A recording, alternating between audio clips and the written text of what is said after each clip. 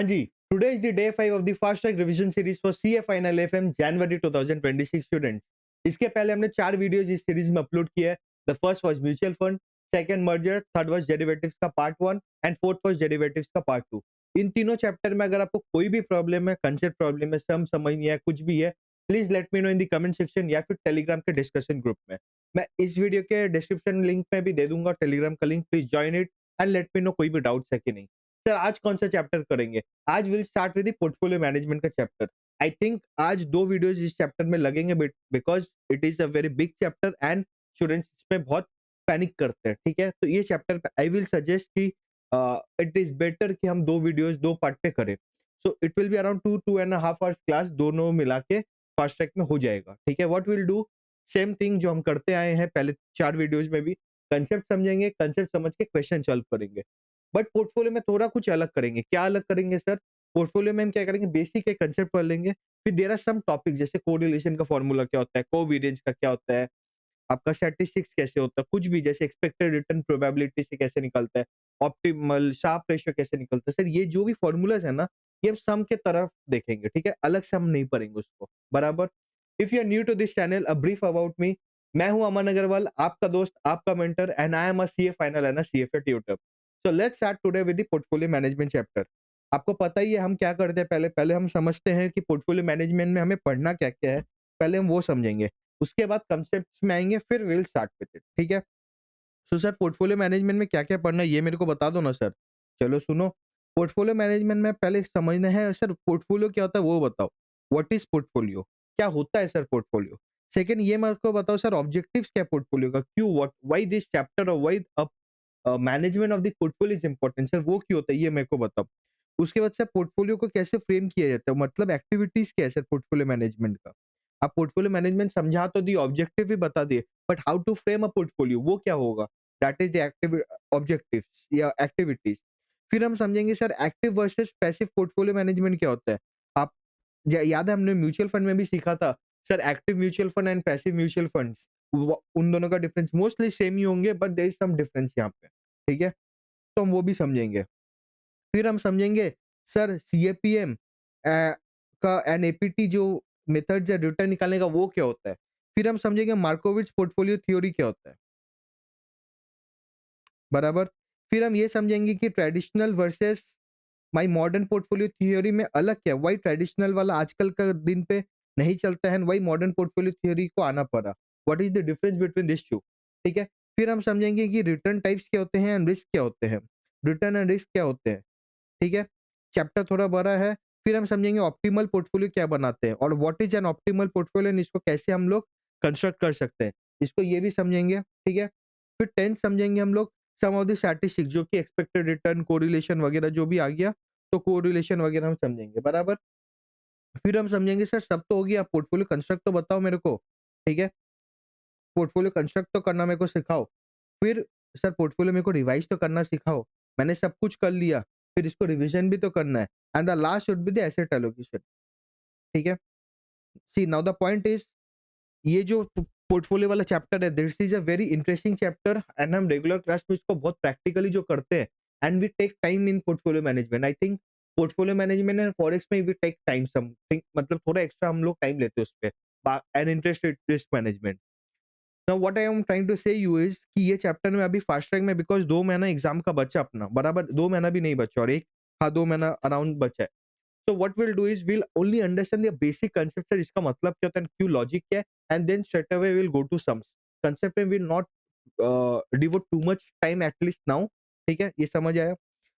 Before all this हमेशा ये याद रखना कि पोर्टफोलियो हम जो भी सीख रहे हैं, ठीक है? मतलब the core the calculations, the expected return, the risk, the optimal portfolio इसका एक ही लॉजिक रहेगा, ठीक है? तो वो कहाँ पे मिलेगा सर वो एक्टिविटीज़ में हम जब समझेंगे ना, तब हमें समझ में आ जाएगा सर हम क्यों पोर्टफोलियो मैनेजमेंट में इतना डिटेल में पढ़ते हैं, बराबर? Now let's start with the understanding. So what is sir portfolio मेरे को ये बताओ। सर पोर्टफोलियो क्या होता है प्लीज़ लेट मी नो। बताओ, पोर्टफोलियो क्या होता है? Think of it. Sir portfolio क्या होता है बताओ मेरे को? Portfolio is a basket of something, ठीक है? पोर्टफोलियो मतलब क्या? इसका अगर मैं डिक्शनरी मतलब बताऊँ तो अब अ बास्केट ऑफ समथिंग, मतलब 3-4 चीज़ मिला के कुछ को भी साथ में लिया हो, that is a portfolio. A portfolio of pictures, मतलब आपके 10-12 पिक्चर्स लगा के पोर्टफोलियो पिक्चर्स, जैसे हमारे यूट्यूब में हम वीडियोज़ डालते हैं, so there is a portfolio of YouTube videos for CA final FM. मतलब अगर कोई भी एक स्टूडेंट मेरे यूट्यूब चैनल पे आएगा एंड वो वीडियोज़ देखेगा, ही विल बी अंडरस्टैंडिंग कि how a CFA C CFM teaching is done, या फिर वो कैसे पढ़ाया जा रहा है, सर सर कैसे पढ़ा रहे हैं, ठीक है? समझ भी आएगा, सम्स भी सॉल्व होगा, तो वो अपना अंडरस्टैंडिंग से निकल जाएगा। तो पोर्टफोलियो इज़ समथिंग, 1 से ज़्यादा या 2 से ज़्यादा कहीं भी चीज़ है, तो that could be a portfolio. Sir अगर सिंगल चीज़ है, can it be a portfolio? नहीं, पोर्टफोलियो मतलब मतलब कलेक्शन ऑफ समथिंग होएगा। तो वो फाइनेंशियल इंस्ट्रूमेंट्स भी हो सकता है, वो आपके फैशन क्लोथिंग्स भी हो सकते हैं, वो आपके आर्ट भी हो सकते हैं, वो आपके टेक्नोलॉजी के इक्विपमेंट्स भी हो सकते हैं, anything could be matter of fact कुछ भी हो सकते हैं, ठीक है? पैसा भी हो सकता है पोर्टफोलियो ऑफ, आपके पास मान लो डॉलर का करेंसी है, इंडियन करेंसी है, युआन करेंसी है, कुछ भी अगर मान लो आपको शौक है लेने का, या आप जब घूमने जा रहे हो, मान लो 3-4 कंट्री एक साथ घूमोगे, तो आप तो बस खाली इंडियन रुपए लेके नहीं जाओगे, डॉलर भी लेके जाओगे, मान लो युआन भी लेके जाओगे, कुछ भी और भी लेके जाओगे, बराबर? तो now what I am trying to say is कि 2-3 चीज़ मिला के कुछ भी जो होता है वो पोर्टफोलियो होता है। सर बट हम ये चैप्टर में क्या सीखना चाहते हैं? तो व्हाट तो समझ में आ गया सर पोर्टफोलियो, कि it is a collection of something, ठीक है? 3-4 चीज़ मिला के पोर्टफोलियो बना जाता है। But what is this chapter about? This chapter is about the financial instruments. हमें पता ही है एडवांस फाइनेंशियल मैनेजमेंट, ये जो एफएम पेपर है, यहाँ पे भी always discuss about the financial instruments या फाइनेंस के बारे में हम डिस्कस करते हैं, बराबर? तो ये पोर्टफोलियो मैनेजमेंट चैप्टर भी we will discuss about the financial instruments. हम जो इन्वेस्टमेंट्स करते हैं, be it a rational retail investor, be it a financial institutional investor, या कोई कंपनीज़ हो, एमएनसीज़ हो, कुछ भी हो, ठीक है? हम जो भी इन्वेस्टमेंट्स करते हैं, so that is a portfolio. हम ऐसा नहीं करते हैं लाइक कि हम पूरा इक्विटी में इन्वेस्ट करेंगे। हम ऐसा नहीं करते हैं कि पूरा डेट में ही करेंगे, या हम ऐसा भी नहीं करते हैं कि पूरा हम रिलायंस में, पूरा मेरे पास जितना भी कैपिटल है मैं पूरा रिलायंस पे लगा दूँ, ऐसा नहीं होगा। जैसे एक एग्जांपल आई विल डू, कि एक संदीप माहेश्वरी का एक वीडियो आया था। उसमें उन्होंने बोला था कि व्हाट आई डू इज़, मैंने एक कंपनी के बारे में रिसर्च की है, uh, and I don't want to invest in 3 और 4 कंपनीज़। मैं एक ही कंपनी में उस पे इन्वेस्ट करना चाहूँगा। सो अगर वो काम कर रहे हैं, so that is not a portfolio to him, बराबर? बिकॉज़ वो अपना पूरा जो भी कैपिटल है, वो एक ही जगह लगा दे रहे हैं। हम क्या बोल रहे हैं? हम बोल रहे हैं एक जगह मत लगाओ, भले ही आप इक्विटी में लगाओ पूरा पैसा, बट इक्विटी में देयर आर सम कंडीशंस कि आप ये 4-5 सिक्योरिटी मिला के लगाओ। समझ में आया? इतना समझ आया क्या? सर ऑब्जेक्टिव क्या होता है? हम क्यों करते हैं? एक तो पहला बात, हम अपना सेफ्टी के लिए। आज मान लो, आज आपने 2018-19 में कोविड के पहले अगर आप सारा अपना पैसा एफडी करते येस बैंक में, ठीक है? या फिर कोई भी मुंबई के कोऑपरेटिव बैंक में, जो भी न्यूज़ आते रहते हैं कि कभी ये कोऑपरेटिव बैंक का बिगड़ गया, कभी वो बिगड़ गया, कुछ भी आता है। तो अगर वो कोऑपरेटिव बैंक ने, मान लो आपका अकाउंट है एंड आपके पास जो भी कैपिटल है, मान लो 10,000 आपके पास कैपिटल है, आपने सब पूरा पैसा वहाँ ही लगा दिया, वही कोऑपरेटिव बैंक में एफडी कर लिया, बराबर? सॉरी 5 लाख के ऊपर है, मान लो 10 लाख आपके पास था, 10 लाख आपने पूरा लगा लिया। अब मान लो वो बैंक डूब गया, बैंक का कुछ गंदा न्यूज़ आया एंड बैंक का वो प्रॉब्लम आ गया। अब आपको वो पैसा वो निकालने नहीं दे रहा है, तो आपका पैसा अटक गया, भले ही आपके पास इंश्योरेंस है 5 लाख का, लेट इट बी।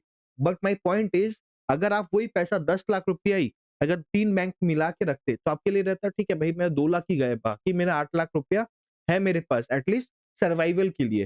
वो पैसा मेरे को आज नहीं तो कल मिलेगा तो ठीक है, नहीं तो आई विल मेक इट। बराबर? आपका पूरा ही कैपिटल अगर खत्म हो गया, तो आप आगे बढ़ोगे कैसे? बराबर है? जैसे हम जब ट्रेडिंग भी करते हैं, ठीक है? ऑफ द टॉपिक, जब हम ट्रेडिंग भी सीखते हैं, ट्रेडिंग करते हैं, इंट्राडे हो या फिर शॉर्ट टर्म हो, कुछ भी करते हैं, हमें क्या हम what is the major thing we do? Risk management. क्यों करते हैं? कि भाई मेरा जो सेफ्टी है, मेरा जो कैपिटल है, वो खत्म नहीं हो जाए। अगर वो खत्म हो जाएगा, तो मैं आगे ही नहीं बढ़ पाऊँगा। आज मैं हार गया तो कल जीत नहीं पाऊँगा। बराबर? तो that is the point. Objective क्या रहता है मेरा, कि भाई मैं सेफ्टी, अगर कुछ जी। आप अभी जैसे लोग क्या बोलते हैं, आप पूरा इंडिया में भी पैसा मत लगाओ, ग्लोबली लगाओ। बिकॉज़ अगर इंडियन मार्केट खत्म खराब हो जाए, कुछ भी हो, मेरे को दूसरा मार्केट हेज करके देगा।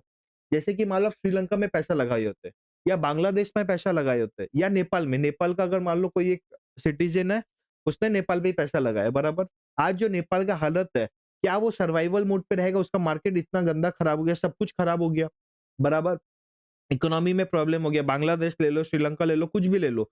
Now the point is, we hope कि इंडिया में ऐसा नहीं हो, but always it's better to diversify, ठीक है, कि मेरा पोर्टफोलियो बना रहे।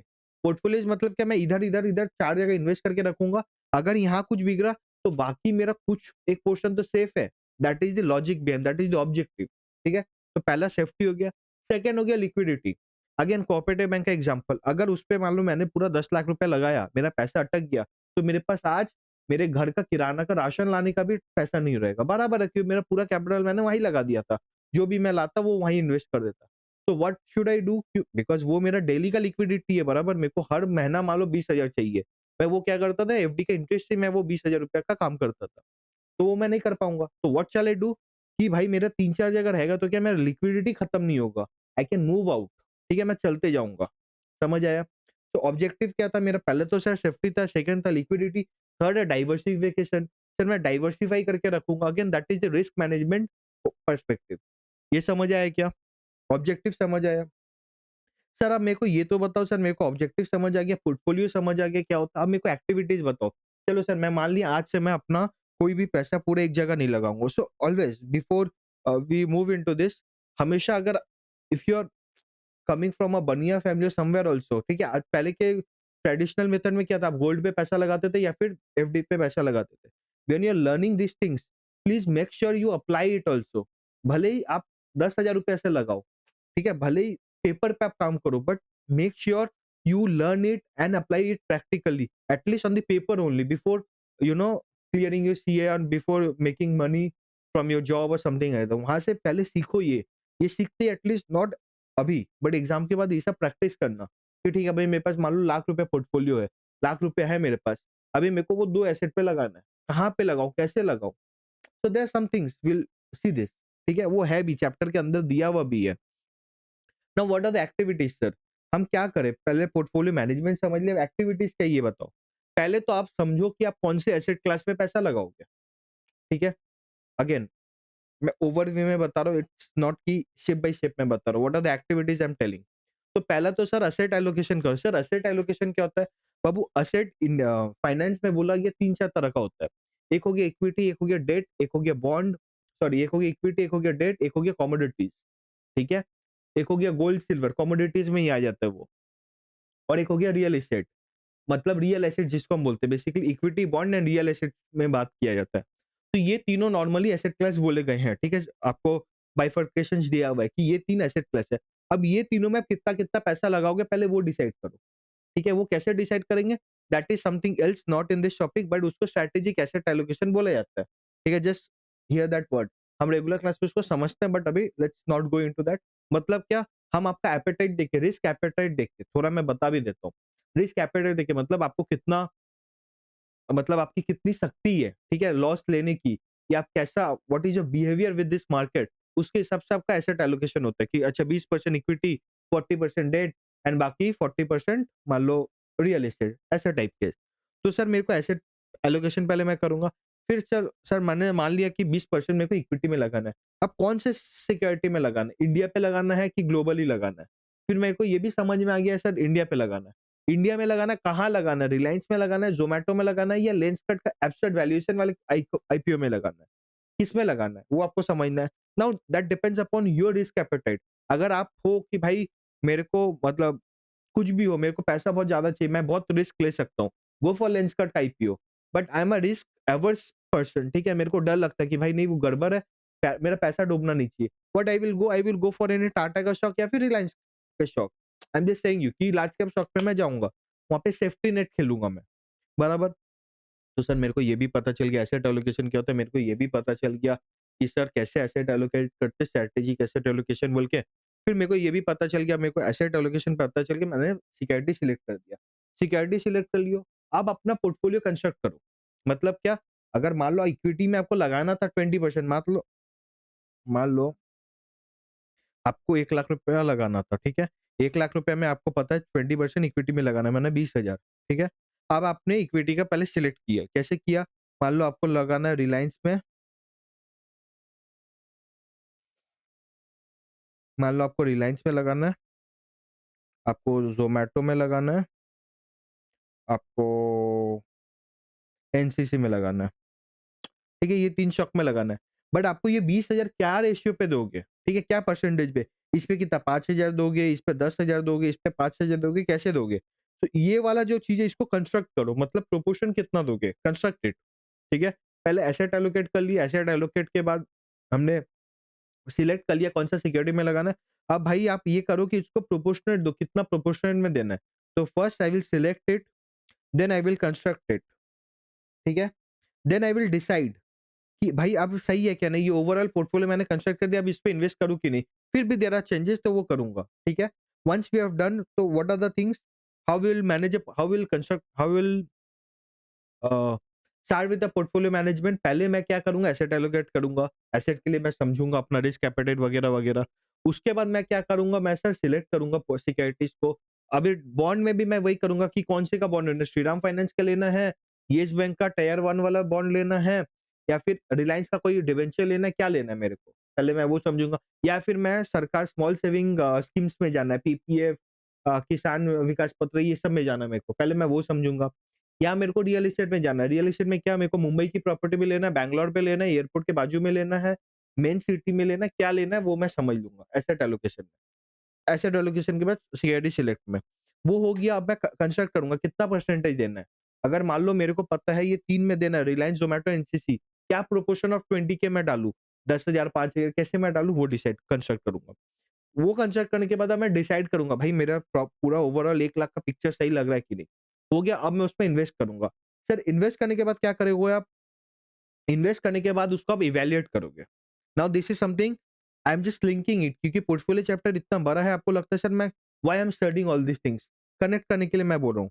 तो पहले हम सिलेक्ट किए, सिलेक्ट करके हम कंस्ट्रक्ट करेंगे। सर कंस्ट्रक्ट करके हम डिसाइड किए, डिसाइड करके मेरा पोर्टफोलियो को हम इवैल्यूएट करेंगे। बराबर? कि मेरा पोर्टफोलियो मान लो ये हमने किया 1 नवंबर को, ठीक है? ये हमने किया 5 नवंबर को, हमने डिसाइड करके इन्वेस्ट कर दिया। अब आप अगले दिन नहीं करोगे, मान लो आप 6 महीने बाद करते हो, नवंबर, दिसंबर, जनवरी, फरवरी, मार्च, अप्रैल, मई, मान लो 7th मई को करते हो, ठीक है? तो 7th मई को जाके आप इवैल्यूएट करोगे, भाई मेरा 6 महीना में मेरा पोर्टफोलियो परफॉर्म कैसे किया? हो सकता है 6 महीने में कोई ऐसा न्यूज़ आ गया ज़ोमैटो में कि आपको प्रॉब्लमैटिक लगा ना, तो उसमें आपको लग रहा है, नहीं भाई ये मेरे को पैसा बना के नहीं देगा, let's sell this stock and move to some other stock. तो इवैल्यूएट में हम वो चीज़ देखेंगे कि भाई मेरा पोर्टफोलियो कैसे परफॉर्म किया। The again how we will see this portfolio evaluate कैसे करेंगे? With the help of some formulas, with the help of some ratios. Sharpe ratio हो गया, ट्रेनर रेशियो हो गया, ठीक है? ऑप्टिमल शार्प रेशियो हो गया। ये these are the things we will check. Sir ये अपने सिलेबस में है क्या? ऑब्वियसली 100% सिलेबस में है। ये हमारे पूरे सिलेबस में है, ठीक है? सर इतना कुछ है क्या? नहीं, बस मेरे को कैलकुलेट करने बोला, बट भाई आप कैलकुलेट तभी करोगे ना जब लॉजिक आपको क्लियर रहेगा, क्यों हम कर रहे हैं, एक कनेक्ट बैठा रहेगा। दिस इज़ वेरी इंपॉर्टेंट, ठीक है? Sharp ratio, Treynor ratio optimal हो गया। अभी सर इवैल्यूएट भी कर लिए। अब अगर मान लो इवैल्यूएट करने के बाद मेरे को लगता है रिवाइज़ करना है। बराबर? तो मेरे को रिवाइज़ कैसे करना है? मान लो मेरे को ज़ोमैटो की जगह और कुछ लाना है, तो मैं उसको रिवाइज़ करूँगा। Again with the help of some logics है, जैसे कांस्टेंट प्रोपोर्शन पॉलिसी है, कांस्टेंट मिक्स है, बाय एंड होल्ड स्ट्रैटेजी है। ऐसे करके मैं रिवाइज़ या रिबैलेंस करूँगा। समझ आया? वो डिटेल में क्वेश्चन में सॉल्व करेंगे, but these are the things will do. Again will do evaluate, फिर रिवाइज़, फिर सिलेक्ट, फिर ये आपका चेंज होते रहेगा। बराबर? ठीक है, अब हम 1 मिनट में समझते हैं कि हम ये पोर्टफोलियो मैनेजमेंट को कैसे करेंगे। तो पहला हम क्या करेंगे, पहले हम एसेट एलोकेट करेंगे with the help of my risk appetite, risk things and return का expectations and strategic asset allocation उसको डिसाइड करेंगे। एसेट एलोकेट कर दिए, एसेट एलोकेट करने के बाद हम क्या करेंगे, सिलेक्ट करेंगे सिक्योरिटीज़। अगर इक्विटी का करना है मेरे को, इक्विटी में कौन से सिक्योरिटीज़ में मेरे को पैसा लगाना है। डेट करना है तो कौन से डेट में, रियल एस्टेट है तो कौन से रियल एस्टेट में। Once it is done then what will do, we will construct it. Construct मतलब कितना परसेंटेज दूँ? अगर मैंने रिलायंस में इन्वेस्ट करना है, मेरे को रिलायंस पे कितना परसेंटेज दूँ? That will do. कंस्ट्रक्ट करने के बाद what will do is decide करेंगे कि भाई हो गया सब कुछ, प्रॉपर है कि नहीं मेरा portfolio, now will invest in that. Invest करने के बाद क्या करेंगे, हम उसको इवैल्यूएट करेंगे after some period of time. How will evaluate it? With the help of Sharpe ratio, Treynor ratio, optimal Sharpe ratio. बराबर? इवैल्यूएट करने के बाद अगर मेरे को लगा कोई एसेट को निकालना है या कोई सिक्योरिटी को ऐड करना है या डिलीट करना है, that will do with the help of the revision और the rebalancing strategies. What are the rebalancing on the rebalancing strategies? That is buy and hold strategy, constant mix policy, constant proportion policy. समझ आया? ठीक है? Done. Sir ये तो हमें समझ आ गया। बराबर। सर मेरे को पोर्टफोलियो मैनेजमेंट भी समझ आ गया, मेरे को व्हाट भी समझ आ गया, ऑब्जेक्टिव्स भी समझ आ गया। अब सर मेरे को ये बताओ active versus passive management portfolio management क्या होता है? Same it is like mutual fund only. हम एक्टिव में क्या करते हैं, मेरे को मेरा जो एक्टिव मैनेजर है, पोर्टफोलियो मैनेजर है, अब मान लो as an CA and into this field हम क्या करते हैं, स्पेशली हम जैसे लोग क्या करते हैं, हम म्यूचुअल फंड में नहीं लगाते या पैसिव स्ट्रैटेजी पे नहीं जाते। हम बोलते हैं भाई अगर निफ्टी 10% रिटर्न दे रहा है, ठीक है? अगर निफ्टी 10% रिटर्न दे रहा है, तो मैं उससे ज़्यादा रिटर्न कमाऊँगा। With the help of my active strategy मैं अपना दिमाग लगाऊँगा, मेरे को पता रहेगा मैं क्या करूँगा, टाइमिंग करूँगा। Now what are the active strategies sir? मैं टाइमिंग करूँगा मार्केट को कि भाई जब निफ्टी ना 22,000 कुछ आएगा, तब मैं इन्वेस्ट करूँगा। सर 22,000 आएगा क्या? आई डोंट नो बट जब मैं आऊँगा, नॉर्मली अगर मैं 1 लाख रुपए पैसा लगाता हूँ, यहाँ पे मैं 10 लाख रुपया लगाऊँगा। दिस इज़ माइट बी मेरे लिए ये टाइमिंग है, ठीक है? सर मैं ये पोर्टफोलियो को सिलेक्ट करूँगा, मैं ये सेक्टर में लॉन्ग जाऊँगा। मान लो मैं आईटी सेक्टर में अभी शॉर्ट जाऊँगा, फार्मा में मान लो मैं जाऊँगा लॉन्ग, ठीक है? समझ आया? So these are the things but Nifty में क्या ऐसा तो आप नहीं कर पाओगे नि अगर आप कोई पैसिव स्ट्रैटेजी बोल रहे हो, वो क्या बोल रहा है? मैं ऐसे ही इन्वेस्ट करूँगा। पैसिव क्या बोलता है? भाई मैं कुछ देखूँगा नहीं, निफ्टी 50 के हिसाब से इन्वेस्ट करूँगा, आपका काम होगा। निफ्टी 50 जैसे-जैसे स्टॉक्स रहेंगे मैं वैसे करूँगा। या पैसिव बोलता है मैं खरीद के बैठ जाऊँगा, मैं और कुछ नहीं करूँगा। ठीक है? I will buy some securities and I will keep it till my life suppose ऐसा। बट एक्टिव क्या बोलता है भाई मैं आपको रोटेट करूँगा, आप मतलब आपके पोर्टफोलियो में बार-बार आप देखोगे चर्निंग होगा। सर चर्निंग मतलब क्या बाई सेल बहुत ज़्यादा होगा। एक्टिव पोर्टफोलियो अगर चर्न करे then it's good, but too much churning is also not good, that is separate thing. But हम वो भी देखेंगे सर कितना चर्न करता है। बट पैसिव में चर्निंग क्या होगा? आप बोल रहे हो खरीद कर बैठ जाओगे, सो जाओगे, तो आपका वहाँ पे चर्निंग मतलब एक बाय एंड सेल बहुत कम होता है। समझ आया? ठीक है सर मेरे को ये तो समझ आ गया चर्निंग वहाँ कम है, एक्टिव स्ट्रैटेजी में ज़्यादा है। बराबर है सर। अब एक्टिव में सर कैसे करोगे? तो टाइमिंग करूँगा मैं, सेक्टर में कौन-सा में लॉन्ग जाना है, कौन-सा में शॉर्ट जाना है, कौन से सिक्योरिटी में मेरे को हायर परसेंटेज देना है। मान लो मेरे को पता है, चलो जैसे मेरे को पता है सिप्ला या ज़ाइडस, ये दोनों में मेरे को पैसा लगाना है। But what I feel is Zydus is more good company for a short term period 2-3 साल के लिए, ठीक है? तो मैं क्या करूँगा अगर मेरे को 1 लाख रुपया लगाना था, I will invest 40,000 in Cipla and 60,000 इन ज़ाइडस। तो मैंने क्या किया सिक्योरिटी में भी एक्स्ट्रा वेटेज दे दिया, बराबर? समझ आया क्या? तो these are the things what will play in active strategy, active portfolio management में, just to get good returns. तो एक्टिव में हम क्या-क्या करेंगे सर मार्केट टाइमिंग करेंगे, सेक्टर में हम लोग लॉन्ग शॉर्ट करेंगे या फिर हम लोग सिक्योरिटी में ओवरवेट या अंडरवेट करेंगे। समझ आया? हाँ सर, समझ आ गया। और पैसिव में सर क्या करेंगे, पैसिव में हम नॉर्मली क्या करते हैं बाय एंड होल्ड, खरीदे और उसको खरीद के रख दिए। बहुत कम हम चर्न करेंगे उसको, ठीक है? एक्टिव पोर्टफोलियो में चर्निंग ज़्यादा होगा, पैसिव में चर्निंग कम होगा। सर ये तो समझ में आया सर व्हाट क्या हुआ, ऑब्जेक्टिव क्या हुआ, पोर्टफोलियो मैनेजमेंट क्या होता है, एक्टिव वर्सेस पैसिव समझ में आया। सर आप मेरे को ये बताओ sir what are the traditional या फिर मॉडर्न पोर्टफोलियो थ्योरी वो क्या होता है ये मेरे को बताओ सर? देखो, ट्रेडिशनल बोलता है कि भाई आप डाइवर्सिफाई करो। ट्रेडिशनल पोर्टफोलियो थ्योरी बोलता है आप रिटर्न पे ही फोकस करो, ठीक है? मतलब आपका ऑब्जेक्टिव आपका सब कुछ इन्वेस्टर के हिसाब से ही होगा। Your focus should be more on the return perspective neither on the risk perspective, ठीक है? जितना पॉसिबल है डाइवर्सिफाई करो। मतलब अगर निफ्टी में 1000 स्टॉक मतलब स्टॉक मार्केट में 1000 स्टॉक्स है, पॉसिबल है तो 1000 स्टॉक्स में कर दो, ठीक है इन्वेस्ट। ये बोलता है ट्रेडिशनल। बट आपको क्या लगता है दैट इज़ लॉजिकल क्या? नहीं सर। क्यों लॉजिकल नहीं है? आज के डेट पे सर अगर मैं सब जगह करूँगा तो मैं एक्स्ट्रा रिटर्न कैसे कमाऊँगा? बराबर है? मैं हर जगह डाइवर्सिफाई कर दूँगा तो मेरा जो एडवांटेज कोई का मैं लेने वाला था वो नहीं ले पाऊँगा। Suppose what I am trying to say कि क्यों सर पूरा डाइवर्सिफिकेशन भी इट्स नॉट गुड। सपोज़ मैं डाइवर्सिफाई कर रहा हूँ, ठीक है? इंडिया इंडियन मार्केट में 1000 स्टॉक है, मैं 1000 स्टॉक में पैसा लगा रहा हूँ। नाउ मेरा कैपिटल तो फिक्स है, मेरे को 10 लाख रुपया लगाना है, तो मैं लगाऊँगा। अगर मैं 1000 स्टॉक में लगाए इक्वली, तो मेरे पास कितना हो गया 1 लाख रुपया मैं लगा ₹1000 लगा पाया, बराबर? अब सर मेरे को लगता था कि मान लो जेएसडब्ल्यू पेंट्स अच्छा करेगी। जेएसडब्ल्यू पेंट्स मान लो अच्छा करेगी मेरे को लगता था। बट सर अब समझो आपने तो सब जगह हज़ार-हज़ार ही लगाया, तो इसका एडवांटेज तो बहुत ज़्यादा ले नहीं पाए। बल्कि एशियन पेंट्स खराब करेगी, Asian paints will under perform, ठीक है? बट क्या हुआ ये ज़्यादा अंडर परफॉर्म कर गया और ये बहुत ज़्यादा आउट परफॉर्म कर गया। फिर भी आप इसका एडवांटेज ले नहीं पाओगे, व्हाई? बिकॉज़ आपने कैपिटल इक्वली सब जगह लगा दिया, आपने बहुत ज़्यादा डाइवर्सिफाई कर दिया। समझ आया?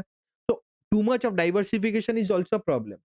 बट मॉडर्न पोर्टफोलियो जो आपका मार्कोविट्स थियोरी है वो क्या बोलता है? वो बोलता है भाई डाइवर्सिफाई करो but with the help of your optimization. Markowitz भी बोलता है डाइवर्सिफाई करो, वो भी नहीं बोलता एक ही एसेट पे, जैसे संदीप महेश्वरी जी ने बोला था कि एक ही सिक्योरिटी में लगाना है, वो नहीं करना है। मॉडर्न वाले भी बोलते हैं कि डाइवर्सिफाई करना है sir, diversify is important, but आंख बंद करके नहीं, आंख खोल के करना है। आंख खोल के मतलब सर आपके रिस्क एंड रिटर्न ऑब्जेक्टिव्स के हिसाब से पोर्टफोलियो को ऑप्टिमाइज करो, उसके हिसाब से आप डाइवर्सिफाई करो। सर डिफरेंस क्या हुआ? डिफरेंस यही हुआ, ट्रेडिशनल बोलते हैं जहां मिले डाइवर्सिफाई कर दो, आप जितना डाइवर्सिफाई कर सकते हो उतना आपके लिए अच्छा है। मॉडर्न बोलता है बहुत ज्यादा डाइवर्सिफाई करना फायदा नहीं है, आप डाइवर्सिफाई करो again with respect to your risk and return objectives, उसके हिसाब से एक ऑप्टिमम पोर्टफोलियो निकाल लो, फिर आप डाइवर्सिफाई करो। समझ आया? मॉडर्न बोलता है भाई आपका अगर स्टॉक मार्केट में 1000 स्टॉक से आपको 1000 में पैसा नहीं लगाना है, that is not a requirement. आप लगाओ 10 ही स्टॉक में, but that should be on the basis of your risk and return. समझ आया? आप ऐसा नहीं होगा आप JSW, Asian paints, Zomato, Reliance सब पे लगा दिए। मान लो यू आर नॉट थिंकिंग कि भाई मेरे को पेंट इंडस्ट्री में रिस्क लेना है, will not invest their. I am just saying it, ठीक है? आपका रिस्क एंड रिटर्न एपेटाइट जैसा है, उसके हिसाब से paint industry not giving a good return for you for the next 3 quarters और नेक्स्ट 3 इयर्स। आप वहाँ पे पैसा नहीं लगाओगे। बट अगर ट्रेडिशनल वे से जाओगे, तो आपको दिखेगा भाई आपका पैसा लगाना ही है। समझ आया? ये समझ आया क्या डाइवर्सिफाई और मॉडर्न वाला? तो सर मॉडर्न और इसमें डिफरेंस क्या है? मॉडर्न बोलता है मेन डिफरेंस ये है, मॉडर्न बोलता है कि भाई डाइवर्सिफाई करो with respect to your risk and return objectives, given a optimum portfolio, giving a optimum portfolio. But मेरा ट्रेडिशनल बोलता है भाई आप डाइवर्सिफाई ही करो बस, और कुछ मत करो। समझ आया? ठीक है। ये समझ आया ना? ठीक है। अब क्या करेंगे? मार्कोविट्ज वाला हो गया, व्हाट हो गया सर, ऑब्जेक्टिव हो गया, पोर्टफोलियो मैनेजमेंट हो गया, एक्टिव पैसिव मैनेजमेंट हो गया। सर ट्रेडिशनल वाला भी मेरे को समझ में आ गया। अब मेरे को बताओ सर रिटर्न कैसे कैलकुलेट होता है? ठीक है, there are some of the models, और इंडिफरेंस कर्व क्या होता है ये भी हम समझेंगे। ठीक है, चलो समझते हैं। अभी क्या बोलते हैं सीएपीएम एंड एपीटी? सीएपीएम क्या होता है? Capital asset pricing model, and APT is arbitrage pricing theory. ये दोनों से क्या कर सकते हैं आप? एक्सपेक्टेड रिटर्न निकाल सकते हो। This are the two theories. Sir आप हम लोग क्या कर रहे हैं ना, अभी ऊपर नीचे जा रहे हैं, मतलब मार्कोविट्स वाला जो मॉडर्न पोर्टफोलियो थ्योरी है, उसमें assumption जो है वो हम समझेंगे, एफिशिएंट फ्रंटियर समझेंगे। तो what are the things left before we start there? ठीक है, ये पोर्टफोलियो कंस्ट्रक्ट, डिवीजन ये समझ गए, एसेट एलोकेशन समझ गए, जो ऑप्टिमल पोर्टफोलियो इस पे एफिशिएंट वगैरह समझेंगे। ठीक है, so what I am trying to say is CAPM and APT जो है, these are the two models और द टू मेथड जहां से आप कैलकुलेट कर सकते हैं एक्सपेक्टेड रिटर्न। कैसे सर? सीएपीएम बोलता है कि भाई समझो, सीएपीएम का फॉर्मूला है एक्सपेक्टेड रिटर्न का, RF plus RM minus RF into beta. ठीक है, बीटा हम समझेंगे रिस्क जब समझेंगे, अभी बीटा को नहीं समझेंगे। बट सीएपीएम बोलता है कि भाई आपको अगर पैसा लगाना है, कोई भी पोर्टफोलियो बनाना है, तो आपको एक ही चीज का एक्स्ट्रा पैसा मिलेगा। ठीक है, आप मतलब if you are investing somewhere, आपको मार्केट रिस्क प्रीमियम का ही बस पैसा मिलेगा। मतलब जो रिस्कलेस इनकम है, रिस्कलेस प्रॉफिट है, वो तो आपको मिलेगा ही। ठीक है, बिना रिस्क लिए जो भी इनकम है, वो तो आपको मिलेगा, उतना तो आपको मिलना ही चाहिए, मिनिमम उतना तो आपको मिलेगा ही। ठीक है? क्या बोलता है सीएपीएम? बोलता है कि भाई आपका जो रिस्क लेस प्रॉफिट है, मतलब आप बिना कोई रिस्क लिए कितना कमा सकते हैं, एक रेट तो कमा ही सकते हो, सरकार का कोई भी गवर्नमेंट यील्ड पे बॉन्ड पे डालो, तो आपको कोई रिस्क नहीं है, सरकार तो आपको पैसा वापस देगी, अनलेस वो श्रीलंका या बांग्लादेश सरकार हो, बराबर आपको देगी। तो and that is also not bad, that is economic problems, मतलब वहां पे कोई भी, there is no country bad यहाँ पे। If you are saying any Bangladesh, Sri Lanka, और this are just the examples to explain you कि कंट्रीज भी डिफॉल्ट कर सकती है, कंट्रीज के भी प्रॉब्लम्स आ सकते हैं। सो इट्स नॉट अबाउट कि countries are bad, it's about the economical environment is such कि वहां पे प्रॉब्लम आ सकता है। तो आज के डेट पे there is no riskless income. ठीक है, रिस्कलेस प्रॉफिट या रिस्कलेस रिस्क फ्री रेट बोल के कुछ नहीं होता है। इफ रिस्क फ्री प्रॉफिट में भी there is some amount of risk. जैसे कि क्या हुआ था अभी कुछ दिन पहले, यूएस का जो क्रेडिट रेटिंग है वो एक नॉच डाउन दिया गया था। ठीक है, जो भी नॉच था उससे एक नॉच डाउन किया गया था।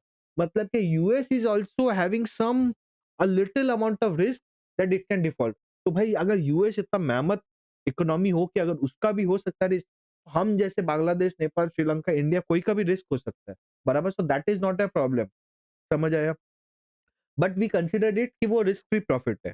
तो चलो सर, रिस्क फ्री प्रॉफिट कोई भी कंट्री में मैं लगाऊँगा उतना तो मिलेगा ही।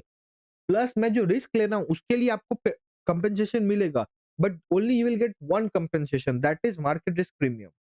क्या मिलेगा? Market risk premium. मतलब अगर मैं इक्विटी में पैसा लगा रहा हूँ, ठीक है, इक्विटी, इंडियन इक्विटी में पैसा लगा रहा हूँ, इंडियन इक्विटी में पैसा लगा रहा हूँ, ठीक है, मान लो I am an Indian citizen, मेरे पास 10 लाख रुपए है, तो मैं पहले इंडियन इक्विटी में लगा, इंडिया पे लगा रहा हूँ, तो मेरे को रिस्क फ्री फ्री प्रॉफिट तो मिलेगा, इंडिया का जितना भी रिस्क फ्री प्रॉफिट है उतना तो मिलेगा, मान लो 6% मिलेगा मेरे को, ठीक है? बट अब मैं इंडियन इक्विटी में लगा रहा हूँ, उसपे थोड़ा तो ज़्यादा रिस्क है। अगर मान लो मैं गवर्नमेंट को पैसा दूँ और मैं इक्विटी मार्केट में पैसा लगाऊँ, कौन-सा ज़्यादा रिस्की है?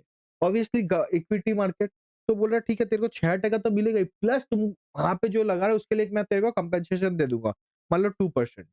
बीटा को भूल जाओ, मल्टीप्लाइड बाय बीटा कुछ होएगा, वो रिस्क के ऊपर डिपेंड करता है। तो सीएपीएम बोलता है कि भाई आपको पैसा, आप कितना रिटर्न एक्सपेक्ट कर सकते हो, आप ये 10 लाख रुपए लगा के। 2 तरह के रिटर्न आप एक्सपेक्ट कर सकते हो। पहला तो रिस्क फ्री प्रॉफिट। आपने ये इसको इकोनॉमी में लगा, इसका जो रिस्क फ्री प्रॉफिट है वो तो आपको मिलेगा ही। इसके साथ-साथ आप वो जो एसेट क्लास में लगा रहे हो उसका जो रिस्कीनेस है, उसके लिए हम आपको कंपेंसेट कर देंगे। बराबर? सीएपीएम का लॉजिक समझ आया? बोलता आपका जो एसेट क्लास है, उसके लिए मैं कंपेंसेट कर दूँगा एडिशनली। ये बोलता है CAPM. But arbitrage pricing theory फिर आया, वो बोला सीएपीए मॉडल में एक फ्लॉ है। सर क्या फ्लॉ है? भाई मैं बस मार्केट रिस्क प्रीमियम पे क्यों पैसा लगाऊँगा? There are lot of factors जहाँ पे I want to take an advantage. Liquidity factor है, इकोनॉमी कैसे परफॉर्म कर रही है, स्पेसिफिक स्टॉक का प्रॉब्लम है, इतना कुछ है। तो आर्बिट्राज बोलता है चलो ठीक है, this is a multi factor model. Arbitrage pricing theory is a multi factor model. ये क्या बोलता है कि ठीक है भाई, आपको एक चीज का कंपेंसेशन नहीं मिलेगा, आप जो जो चीज का रिस्क लोगे आपको उसका उसका कंपेंसेशन मिलेगा। मतलब अगर आप इंडियन इकोनॉमी के ऊपर रिस्क ले रहे हो तो उसका पर्सपेक्टिव है जीडीपी, जीडीपी का आपको कंपेंसेशन मिलेगा। आप मान लो स्मॉल कैप में पैसा लगा रहे हो, तो स्मॉल कैप का जो प्रीमियम, स्मॉल कैप में भी एक रिस्क होता है, उसका भी पैसा आपको मिलेगा, आपको कंपेंसेट करूंगा। मतलब हर एक एक्स्ट्रा रिस्क आप जो ले रहे हो उसके लिए मैं आपको कंपेंसेट करूंगा। Which is better, CAPM or APT? CAPM is better and APT is better. Sir APT is better. Why sir? Because CAPM क्या बोलता है, भाई मैं कितना ही रिस्की में लगाऊं, लार्ज कैप में लगाऊं, स्मॉल कैप में लगाऊं, माइक्रो स्मॉल कैप में लगाऊं, सब जगह लगाऊं, मेरे को बस वो एक ही कंपनसेशन दे रहा है, एक ही मतलब मेरे को वो एडवांटेज दे रहा है, that is market risk premium. Indian economy, Indian equity market में लगाने का मेरे को प्रीमियम दे रहा है, भले ही बीटा वो कुछ भी दे, बीटा को भूल जाते हैं, बट वो तो मेरे लिए गलत है ना। तब तो मैं लार्ज कैप में लगाऊंगा। अगर इंडियन इक्विटी मार्केट में ही लगाना है तो मैं मोटा भाई का कंपनी में ज्यादा लगाऊंगा कि दीपेंद्र गोयल में लगाऊंगा, बताओ? ऑब्वियसली मोटा भाई के कंपनी में, because I feel safer more there, बराबर? So that is one thing. Second, तो एपीटी क्या बोलता है, नहीं भाई आप अगर माइक्रो स्मॉल कैप में लगाओगे, आप अगर स्मॉल कैप में लगाओगे, if you are investing in the AI companies, भाई आप तो बहुत ज्यादा रिस्क ले रहे हो, because that is in the starting phase suppose, ठीक है? तो आप जो रिस्क ले रहे हो उसको मैं आपको प्रीमियम दूंगा, उसके लिए मैं आपको कंपेंसेट करूंगा। ये है, मान लो कि भाई इकोनॉमी कैसे करेगी, वो इंडस्ट्री कैसे करेगी, कुछ भी मेथड्स हो सकते हैं। इंटरेस्ट रेट कंपेंसेट करूंगा, कुछ भी है। समझ आया एपीटी का? The logic you have understood APT versus CAPM का? हाँ या ना? हाँ सर, समझ आया। एपीटी वर्सेस सीएफएम का मेरे को समझ आया।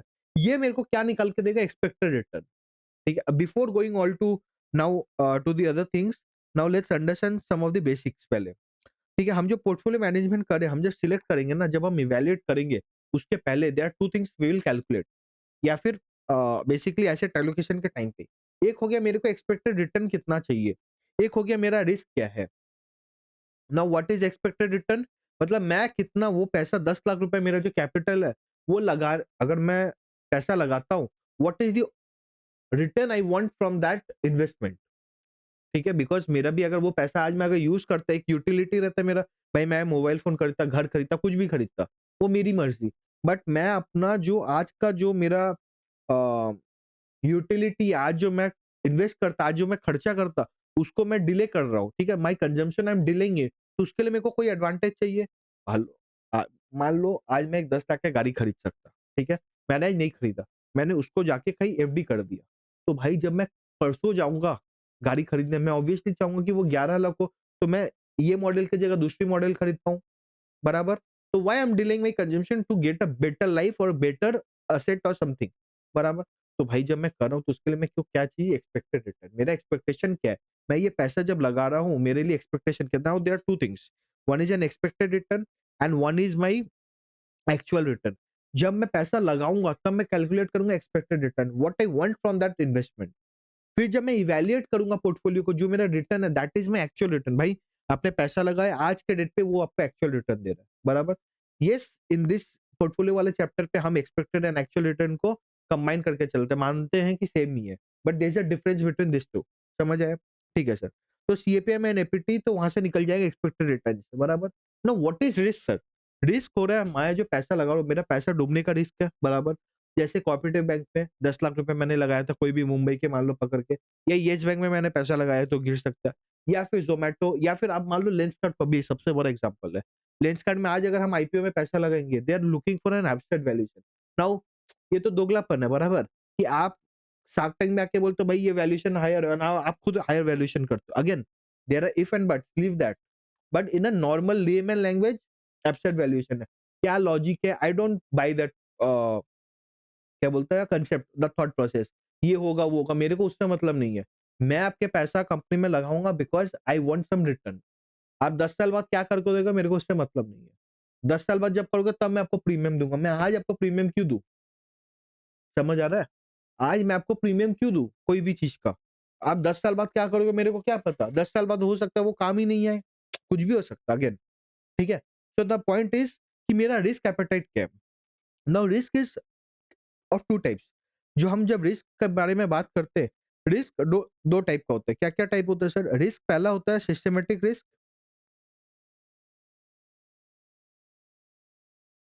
And unsystematic risk. सर क्या होता है सर, ये क्या वर्ड्स आप बोल रहे हो? Systematic risk and unsystematic risk क्या होता है बताओ? अगर आपको पता है 2 minute I will give you to explain me. Sir systematic क्या होता है, अनसिस्टमेटिक क्या होता है? पॉज करके देख लेना, मैं कंटिन्यू करूंगा अभी। बताओ सिस्टमेटिक एंड अनसिस्टमेटिक क्या होता है, ये मेरे को बताओ। सर सिस्टमैटिक रिस्क आप जो मार्केट में पैसा लगा रहे हो, मतलब सिस्टम से मतलब एक the what I am saying is something else. What I am trying to say is systematic risk वो रिस्क है जो क्लाइंट से चलेगा, मतलब आपके मेरे पूरा दुनिया के लिए एक है। मतलब इंडियन इक्विटी मार्केट में अगर मैं पैसा लगाता हूँ, मैं लगाऊं, आप लगाए, राकेश झुनझुनवाला सर के मैनेजमेंट कोई लगाए, विजय केडिया सर लगाए, कोई भी लगाए, कोई भी लगाए, कोई भी, ठीक है, या मोदी जी लगाए, कोई भी लगाए, सबके लिए रिस्क बराबर है। सबको वो रिस्क तो बियर करना ही पड़ेगा। That is the minimum risk, that is the market risk, सबको बियर करना पड़ेगा। मतलब क्या? अगर आज जाके टैरिफ यूएस गवर्नमेंट लगा देती है अपने इंडिया पे, ठीक है, तो बस क्या मेरे को इफेक्ट करेगा? नहीं, सबको इफेक्ट करेगा। इफ यूएस गवर्नमेंट अप्लाइज और imposes a tariff in Indian government India, तो क्या मेरे को बस इफेक्ट करेगा? नहीं, जितना मेरे को करेगा उतना आपको ही करेगा, जितना आपको करेगा उतना मोदी जी को करेगा, जितना मोदी जी को करेगा उतना राकेश झुनझुनवाला सर की फैमिली को करेगा, उतना ही विजय केडिया सर को, उतना ही मुकेश अंबानी सर को, सबको। समझ आया? समझ आया क्या? तो ये हो गया सिस्टमेटिक रिस्क, मतलब the risk which is same for everyone who are investing in that sector और दैट इकोनॉमी। ठीक है? सर अनसिस्टमेटिक रिस्क क्या होता है? Sir unsystematic risk the extra risk which I am bearing only investing in that company. Sir क्या समझे नहीं sir? मान लो मैं हूं और आप हो, ठीक है, we both have a capital of 10 lakh rupees, ठीक है, we are investing in the Indian equity market and we want an expected return of 15%। Sir ये एक्सपेक्टेड रिटर्न कैसे निकला? With the help of a CAPM और APT model, that will see कैसे calculate होता है। But from this models I have calculated expected return.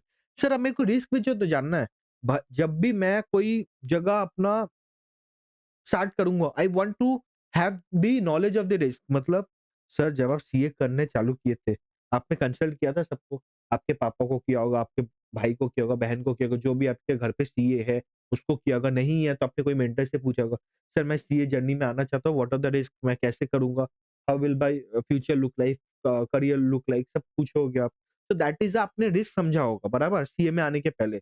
वैसे ही जब आप आर्टिकलशिप पे गए होगे बिफोर चूज़िंग एन फर्म, आपने 50 बार 50 लोगों से पूछा होगा, "दिस फर्म इज़ राइट और नॉट?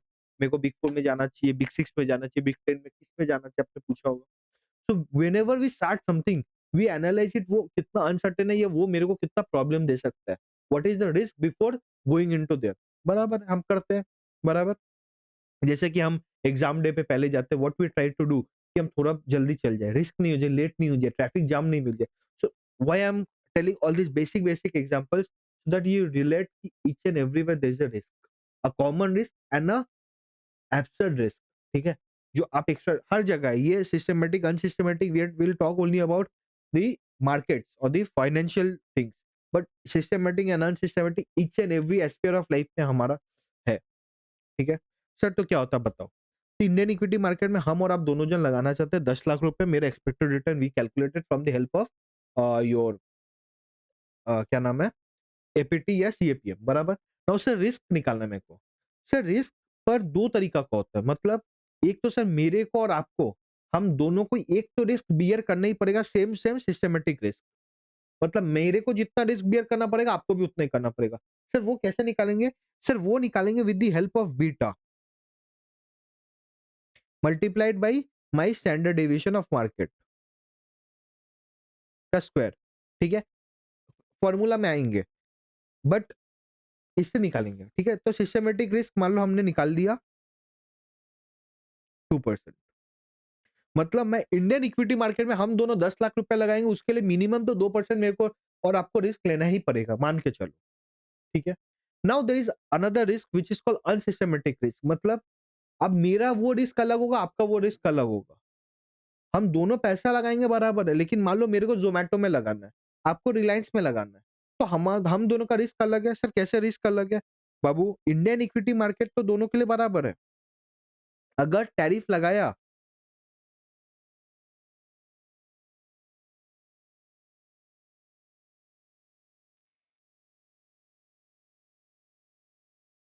इंडियन इक्विटी मार्केट तो दोनों के लिए बराबर है, मैंने 2% दोनों को ही खाना पड़ेगा।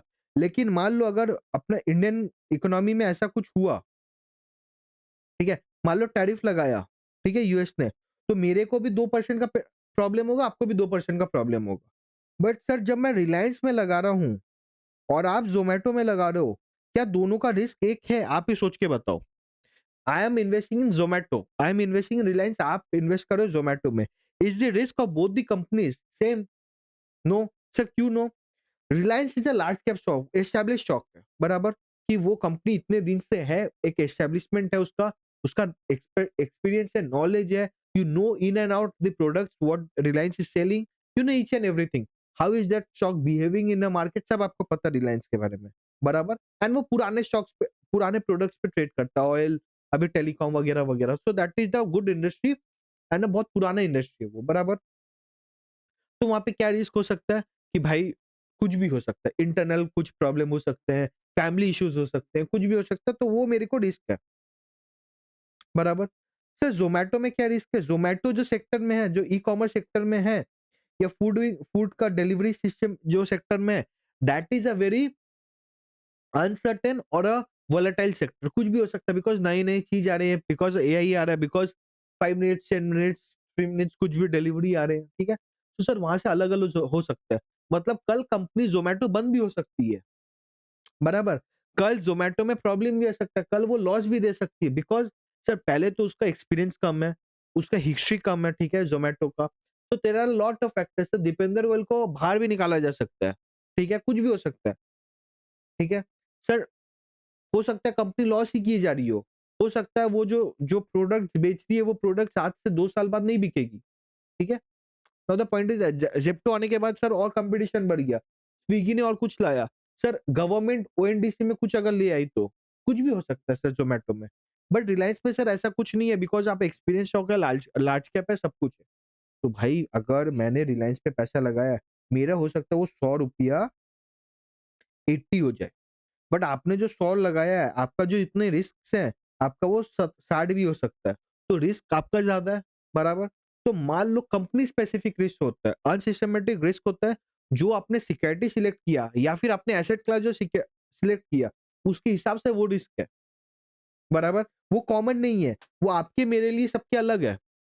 आप जितना पैसा उस पे लगाओगे उतना ज़्यादा रिस्क। मान लो मैं भी ज़ोमैटो पे लगाता हूँ, आप भी ज़ोमैटो पे लगाते हो, तब भले ही रिस्क सेम हो जाए।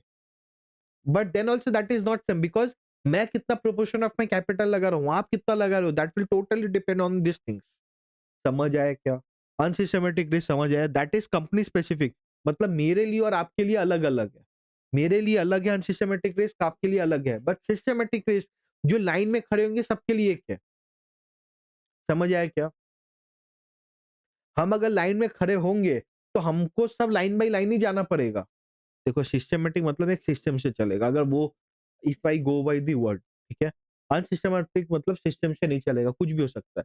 हम अगर एक सिस्टम में हैं, तो अगर मान लो गवर्नमेंट एक पॉलिसी लाती है, बेनिफिट देती है, वो मेरे को, आपको, सबको बराबर मिलेगा। ऐसा तो नहीं है मेरे को नहीं मिलेगा और आपको मिल जाएगा, ऐसा नहीं है because there are some criterias obviously हमारा क्राइटेरिया में अगर हम मैच करेंगे तो हमें सबको मिलेगा।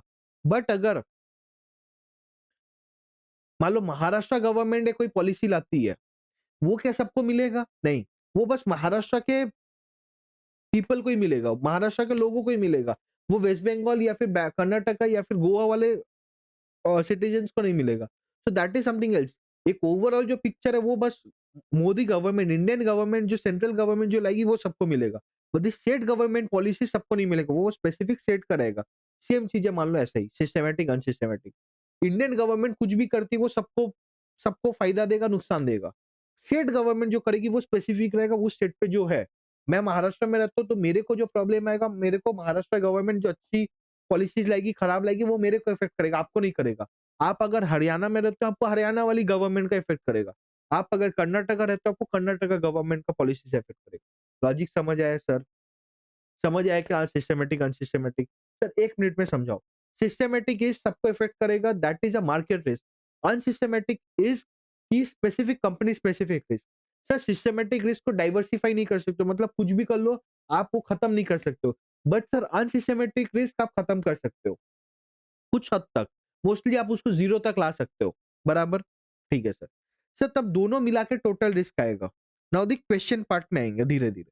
सर सिस्टमैटिक प्लस अनसिस्टमैटिक मिला के मेरा आएगा टोटल रिस्क, ठीक है? सर अब सिस्टमैटिक रिस्क को अब कैसे हम आइडेंटिफाई करें? उसको कैसे मेजर करें? We will measure with the help of beta. Systematic risk को हम जब मेजर करते हैं with the help of beta. Sir beta क्या होता है? बीटा बोलता है अगर मार्केट 1% से चेंज होगा, तो आपका जो पोर्टफोलियो है कितना परसेंट से चेंज होगा, ठीक है? नाउ सिस्टमैटिक रिस्क बोलता है आप उसको कैसे सेंस मतलब भले ही ठीक है 2% सबको लगेगा, बट मेरे को कितना इफेक्ट करेगा? The effect part will be ऊपर-नीचे थोड़ा, बराबर? तो मेरे को भाई ठीक है मान लो 1.2 करेगा मतलब अगर मार्केट 1% से ऊपर-नीचे जाएगा, मेरा पोर्टफोलियो 1.2% से ऊपर-नीचे जाएगा। समझ आया क्या ये? हाँ या ना? टोटल रिस्क समझ आया? हाँ या ना? ठीक है। मार्कोविट समझ आया, पोर्टफोलियो इवैल्यूएशन समझ में आया। Now what is left is modern portfolio theory में ऑप्टिमल पोर्टफोलियो। हमने ये पढ़ा था सर मॉडर्न पोर्टफोलियो थ्योरी मेरे को बोला कि आप डाइवर्सिफाई करो बट गिवन अ कंडीशन कि आप रिस्क एंड रिटर्न पोर्ट को एनालाइज करो, उसके हिसाब से एक ऑप्टिमल पोर्टफोलियो निकालो। Sir now what is an optimal portfolio? Optimal portfolio is such और समथिंग जो आपको बताएगा कि आपके हिसाब से कौन-सा सही है, कौन-सा गलत है। ठीक है? अब मान लो जैसे हम जब इंडस्ट्रियल ट्रेनिंग कर रहे थे, ठीक है? तो हमारे लिए ऑप्शन क्या था वी कुड स्किप अटेम्प्ट मतलब अगर मेरे को मान लो मई 25 में देना है, मैं उसको स्किप करके नवंबर 25 जा सकता हूँ, ठीक है? बिकॉज़ वो टाइम नहीं मिलता था। Now what is an good option for me ये ऑप्टिमल मेरे लिए क्या सॉल्यूशन है? मेरे को मई में जाना चाहिए या नवंबर में? डिपेंडिंग अपॉन माय प्रिपरेशंस क्या है, depending upon how is my work pressure in the company वगैरह-वगैरह। सो हम जब कोई भी चॉइस करते हैं, हम क्या देखते हैं मेरे को कितना मतलब मैक्सिमम फायदा कितना ऑप्टिमल पोर्टफोलियो मतलब मैक्सिमम आपको कौन फायदा ज्यादा देगा। तो जो optimal portfolio that will be calculated with the help of a risk and return model, ठीक है? इसमें ही आता है एक एफिशिएंट फ्रंटियर बोल के चीज। Sir now what is an efficient frontier? Efficient frontier is nothing but a curve.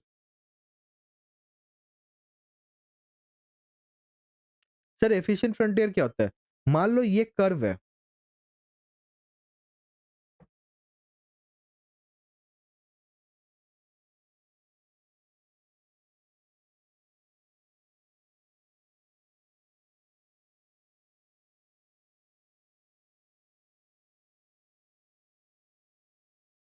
ठीक है, ये कर्व है,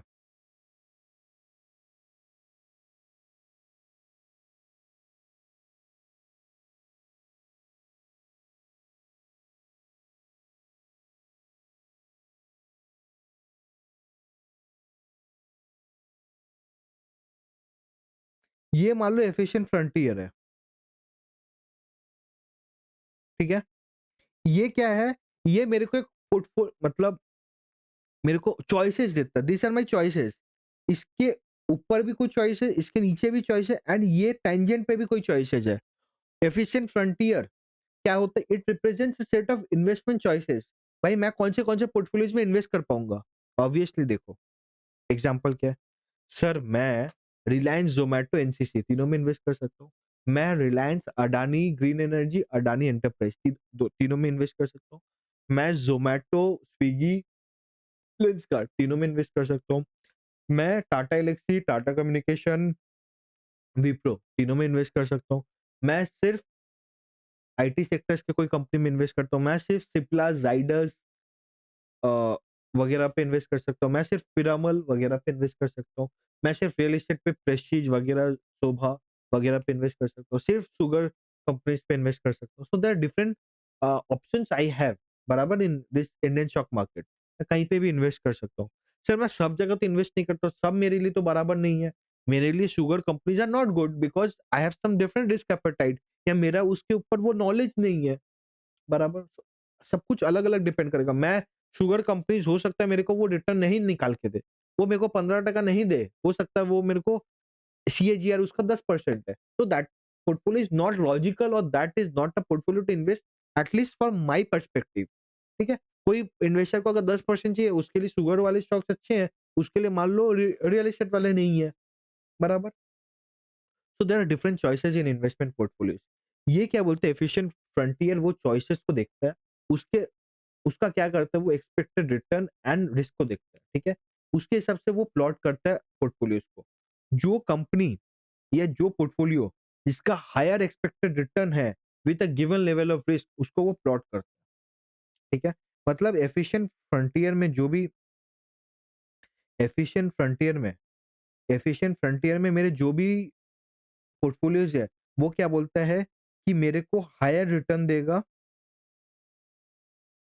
with a given level of risk. मान लो, देखो, ये मान लो रिस्क है, ये रिटर्न है। अब मान लो 7% रिस्क है ये, ठीक है। तो यहाँ पे भी ये कोई एक पोर्टफोलियो होगा, यहाँ पे भी कोई पोर्टफोलियो होगा, यहाँ पे भी एक पोर्टफोलियो होगा। थोड़ा क्लियर करते हैं,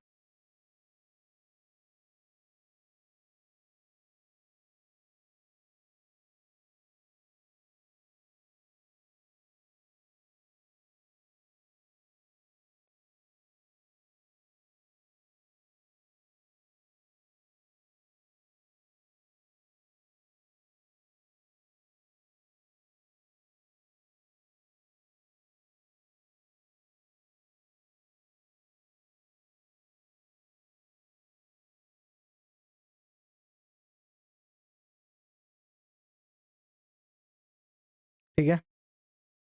मान लो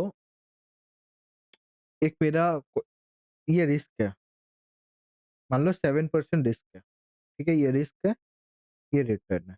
अब कोई एक पोर्टफोलियो का जो मेरे को यहाँ पे भी रिटर्न दे रहा है 10%, कोई एक पोर्टफोलियो मेरे को यहाँ पे भी देगा 12%, कोई एक पोर्टफोलियो का मेरे को यहाँ पे भी देगा 18%, ठीक है।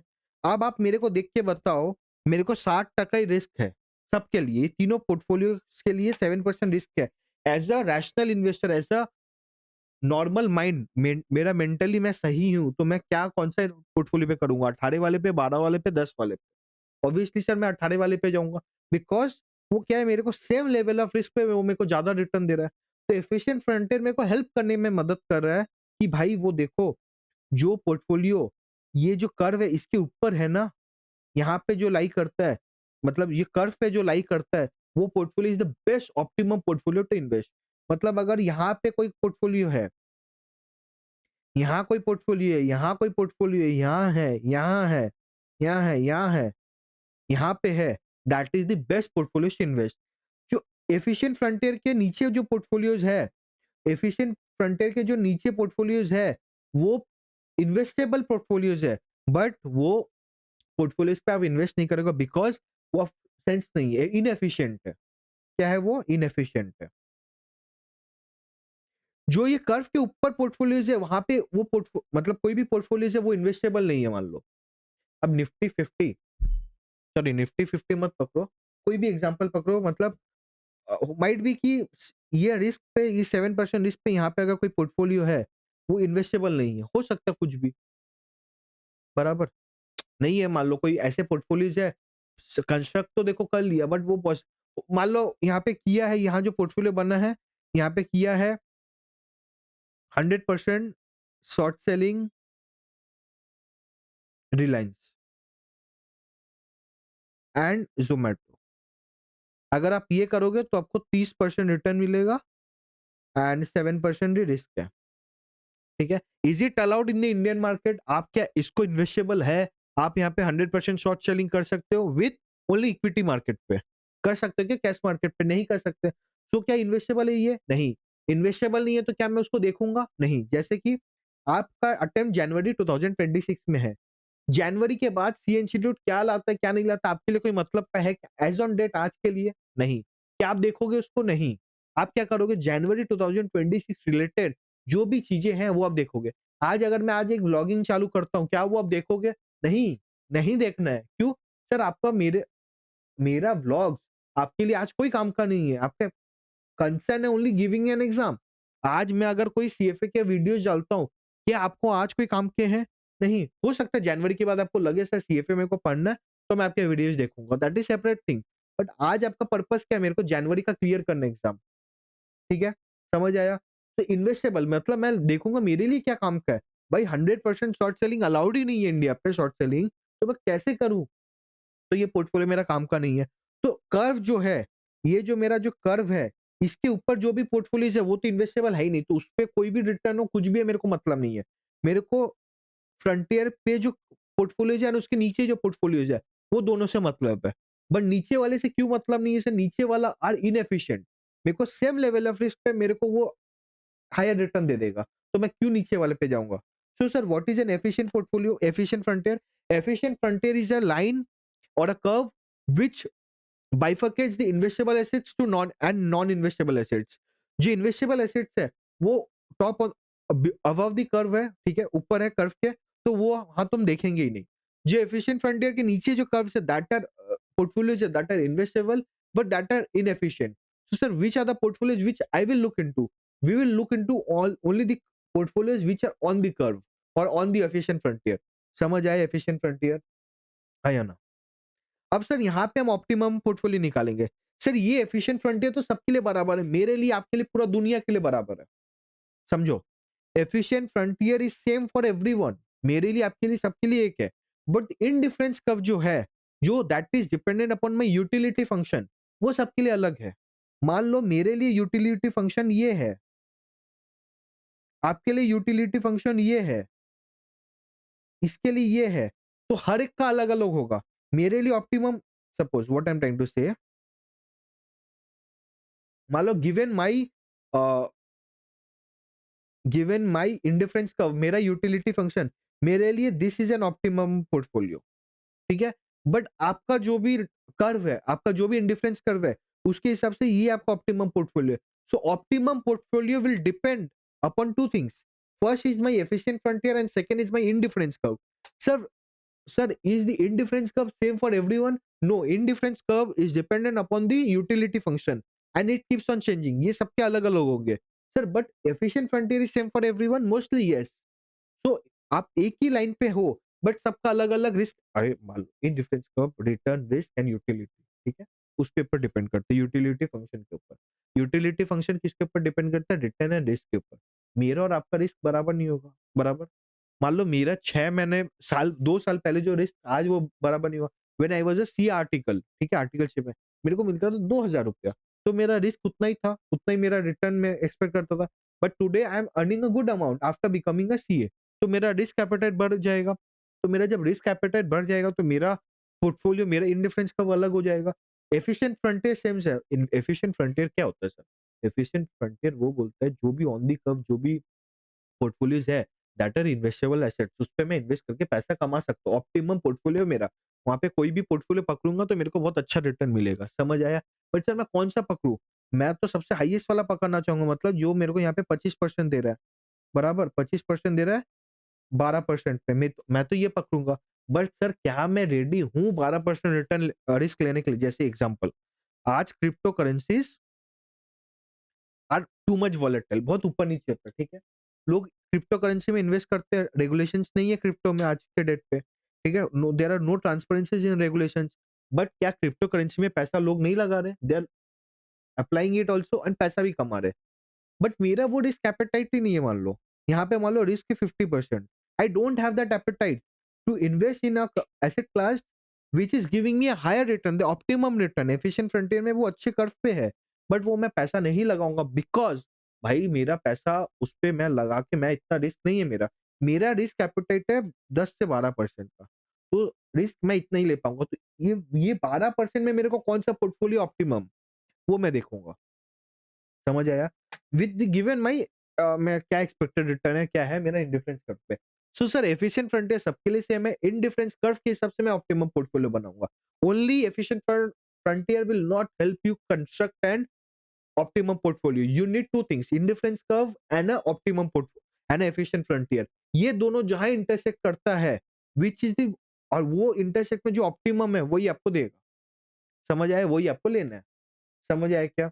इंडिफरेंस कर्व सर, कर्व के ऊपर जो भी है, मान लो इंडिफरेंस कर्व यहाँ जो है, यहाँ जो है, यहाँ जो है, यहाँ जो है, सर कोई मतलब का नहीं, that doesn't make sense to me. Why? Because those are the non investable assets, like 100% short selling of any of the equity stocks of Indian market, ठीक है? नहीं है। जैसे यहाँ पे अगर मेरे को बोला कि भाई आप 7.222 शेयर्स खरीदो रिलायंस का। Is it allowed in Indian equity market? No, because whole number में मेरे को लेना है। तो those are non investable assets. समझ आया क्या? आया ना? सर ये समझ आया? सर हमने क्या-क्या देख लिया? हमने समझ लिया पोर्टफोलियो क्या होता है, ऑब्जेक्टिव क्या होता है, पोर्टफोलियो मैनेजमेंट क्या होता है, active versus passive, CAPM, APT sir क्या होता है क्या, मार्कोविट्स क्या होता है, मतलब मार्कोविट्स मॉडर्न थ्योरी वो हमने देखा ही, मॉडर्न पोर्टफोलियो थ्योरी में ट्रेडिशनल वर्सेस मॉडर्न, रिटर्न क्या होता है सर, रिटर्न कैसे निकलता है वो हमने देखा with the help of CAPM या APT. Again the formulas we have not seen, will see in the questions, but हमने ये देखा। फिर हमने देखा कि ऑप्टिमल पोर्टफोलियो कैसे निकालते हैं with the help of the efficient frontier curve and the indifference curve. हमने indifference curve and efficient frontier का फार्मूला नहीं देखा है, but will see that sir correlation क्या होता है, अगेन कोरिलेशन, कोवेरिएंस, ये सब क्या होता है वो हम देखेंगे। पोर्टफोलियो कंस्ट्रक्शन देखा, पोर्टफोलियो रिवीजन देखा, एसेट एलोकेशन देखा। फट से correlation, covariance and standard deviation का डिफरेंस बताता हूँ and return. So one is thing, मेरे को 10% रिटर्न चाहिए, that is my expected return और मीन, ठीक है, एवरेज रिटर्न। मान लो मेरे को 10% रिटर्न चाहिए, that is my expected return. But normally normally जो रिलायंस का इन्वेस्ट रिटर्न है, मान लो एवरेज में क्या रिटर्न है, 10% है। वो कितना ऊपर नीचे करता है, 10% से कितना ऊपर, 2% ऊपर नीचे करता है, then that 2% is standard deviation, ठीक है? समझ आया? अब मेरे को जानना है कोवेरिएंस। What is covariance? मान लो रिलायंस एंड अडानी में मेरे को रिलेशन जानना है। अगर अडानी बढ़ती है तो रिलायंस क्या करता है? अडानी और रिलायंस का मेरे को जानना है, इन लोग का डायरेक्शन क्या है?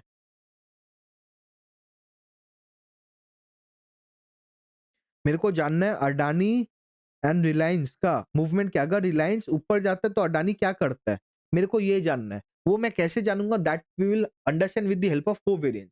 अगर ये दोनों का कोवेरिएंस इज़ पॉजिटिव, मतलब क्या? अगर रिलायंस बढ़ेगा तो अडानी भी बढ़ेगा। रिलायंस गिरेगा तो अडानी भी गिरेगा। तो covariance will help me to know the direction where the 2 companies जो भी 2 कंपनीज़ या 2 स्टॉक्स आर रिलेटेड। अगर ये ऐसा होगा तो कैसा होगा? जैसे कि गर्मी आएगी तो एसी का सेल भरेगा, that is a positive covariance.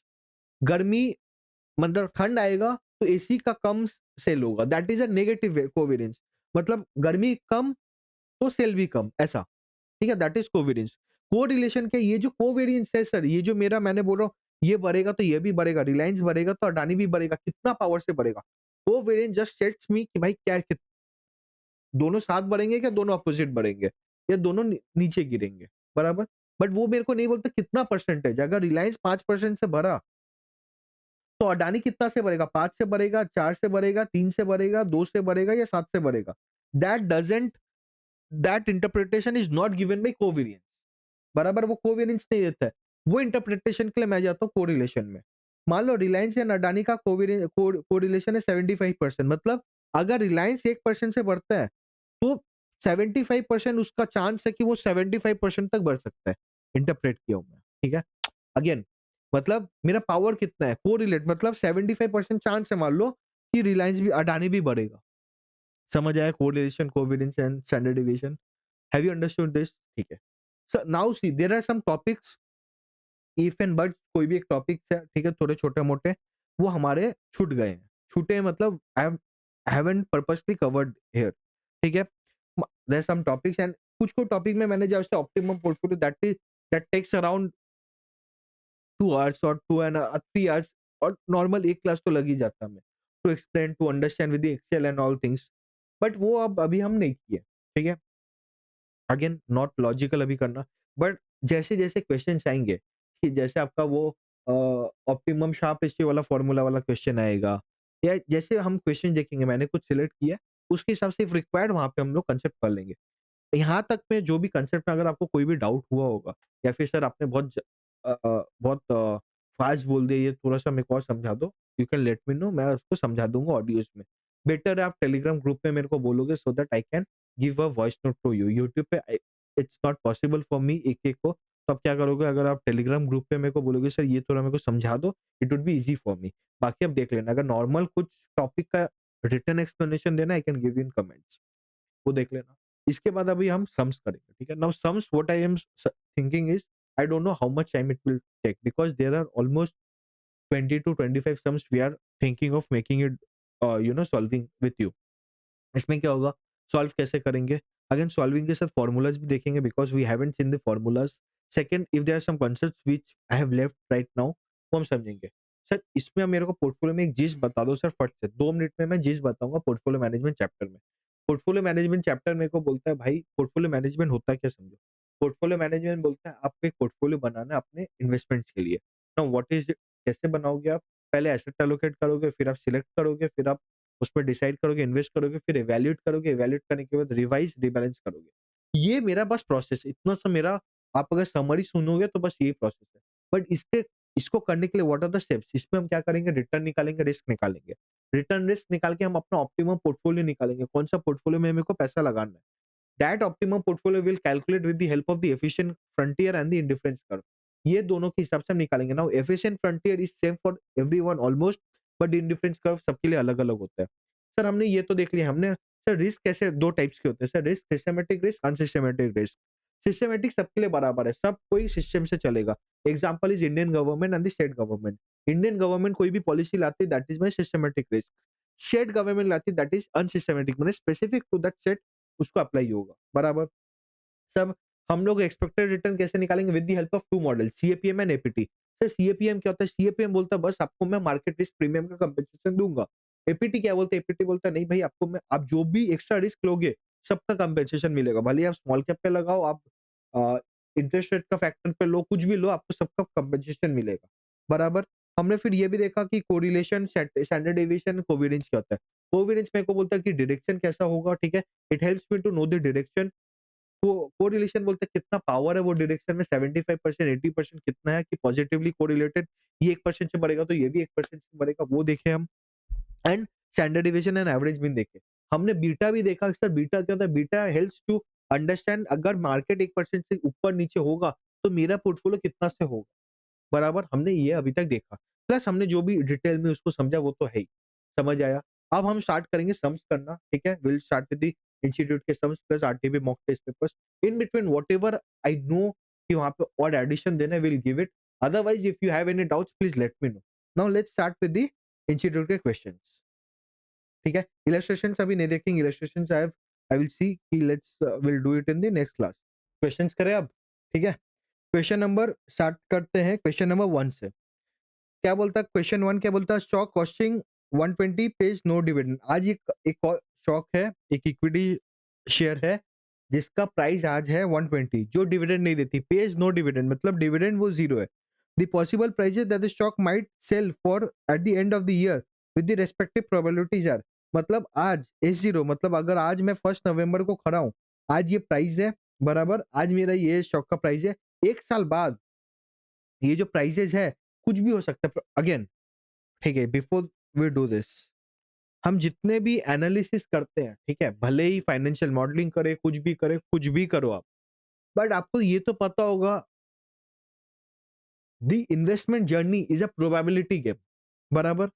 हम प्रेडिक्ट नहीं कर सकते, मतलब we can predict only the probability कि ये हो सकता है। नाउ वी कैन प्रेडिक्ट कि कल निफ्टी 25,000 का 30,000 हो सकता है, 32,000 हो सकता है, 28,500 हो सकता है, कुछ एक numbers we can predict, but we can predict कि 30,000 ही होगा, ऐसा हम नहीं बोल सकते। So there is always an expected outcome. Again I have said in the mutual fund वाला क्लास कि अगर एक्सपेक्टेड वर्ड है then remember it is a probability, आपको प्रोबेबिलिटी का ही निकालना है। ठीक है, तो क्या बोलता था, possible prices that the stock might sell for at the end of the year with the respective probabilities. आपको बोला है कि अगले साल भाई ये प्रोबेबिलिटी, ये प्राइस 120 का 110 हो सकता है, मान लो 115 हो सकता है, 120 हो सकता है, 125, 130, 135, 140 with a given probability.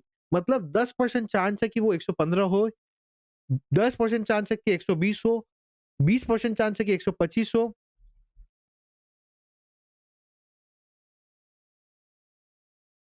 Percent chance है 140 हो। Calculate the expected return and calculate the standard deviation of return. तो हमें हमें रिटर्न कैसे निकालना है? अब रिटर्न फॉर्मूला छोड़ो, पहले नॉर्मल बेसिक क्या पता हमें कि आज अगर मैं 10 रुपए लगाऊं, कल अगर वो प्राइस 12 रुपया हो गया तो मेरा रिटर्न कितना है, 2 रुपया बराबर। 12 माइनस 10, 2 रुपया। कितना परसेंटेज हुआ, मैंने कितना कमाया, 2 डिवाइड बाई 10 परसेंटेज, 20% मैंने कमाया। सर ये फॉर्मूला कैसे है? बाबू ये क्लास 3, 4, 5, 6, 7 मतलब इतना परसेंटेज हम लोग करके आए मैथमेटिक्स में कि हमें पता होना चाहिए। ठीक है, सर मेरे को मैथमेटिक्स नहीं आता है, 1-2 में अपने पास कैसे किया था, 3-4 में क्लास में अपने पास कैसे किया, मैथ्स करके किया है ना, तो इतना घबराने का कुछ नहीं है, नॉर्मल परसेंटेज है। तो मेरे को रिटर्न निकालने बोला है। सर एक्सपेक्टेड रिटर्न निकालने के लिए मेरे को 2 चीज़ चाहिए, आज क्या प्राइस है, कल क्या प्राइस होगा, मेरे को ये चाहिए। सर आज का प्राइस तो मेरे को पता है 120 है, कल का प्राइस में क्या होगा? तो ना कल का प्राइस का मेरे को क्या बोला, प्राइस दिया, प्रोबेबिलिटी दी है, तो मैं एक्सपेक्टेड प्राइस निकाल लूँ। सर कैसे निकालना है? Expected price is equal to summation of the price multiplied by the probability. मतलब 115 इंटू 0.1 इक्वल टू जो आया 120 इंटू 0.1 जो आया 125 इंटू इक्वल टू 0.2 130.3 135.2 140.1 जो आया, इसका समेशन ये हो गया मैं एक्सपेक्टेड प्राइस। मान लो एक्सपेक्टेड प्राइस कुछ भी आया, अभी देख लेते हैं आंसर क्या आएगा, जो आएगा divided by 120 minus 1 multiplied by 100 ये करेंगे। इनका इंस्टीट्यूट का छोड़ दो, जो भी किया हमें उससे मतलब नहीं है। ठीक है, हमारा पॉसिबल प्राइस दिया हुआ है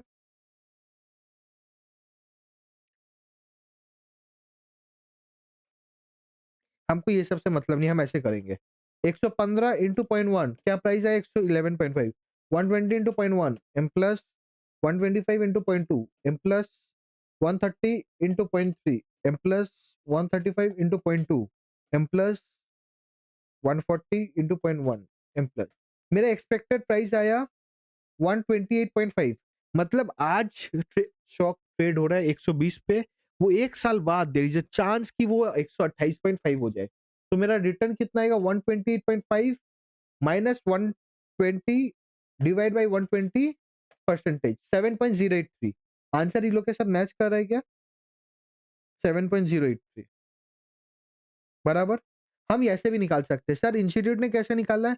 अगेन आज मान लो मैं 10 रुपया लगाता, कल जाके मेरे को 1 रुपया वो डिविडेंड देता और परसों में उसको 12 रुपया में बेचता, तो मेरा नेट कमाई कितना हुआ, 12 में बेचा मैंने, 10 में खरीदा था तो 2 रुपया, प्लस मेरे को बीच में उसने 1 रुपया दिया, तो 3 रुपया कमाई होता, 3/10 इंटू 100, 30% बराबर है। सेम चीज है, यहाँ पे रिटर्न का फॉर्मूला बोलते हैं D by P zero plus P one minus P zero by 100। मतलब एक्चुअली रिटर्न का formula is P one minus P zero plus D divide by D P zero into 100। हमने भी क्या कुछ ऐसा ही किया है? हाँ सर किया है। तो अब इसके हिसाब से प्राइस निकाल लो।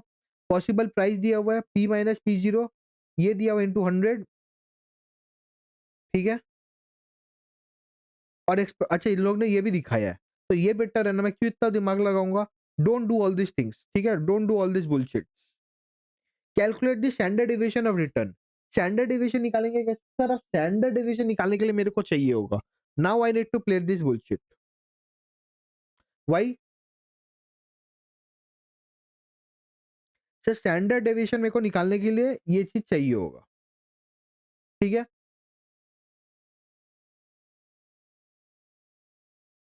समझ आया? स्टैंडर्ड डिविएशन कैसे? प्रोबेबल रिटर्न मेरे को दिया हुआ है, मेरे को रिटर्न कितना दिया हुआ है भाई? 150 4.17 हमने निकाला ना यहाँ पे, ठीक है। 115,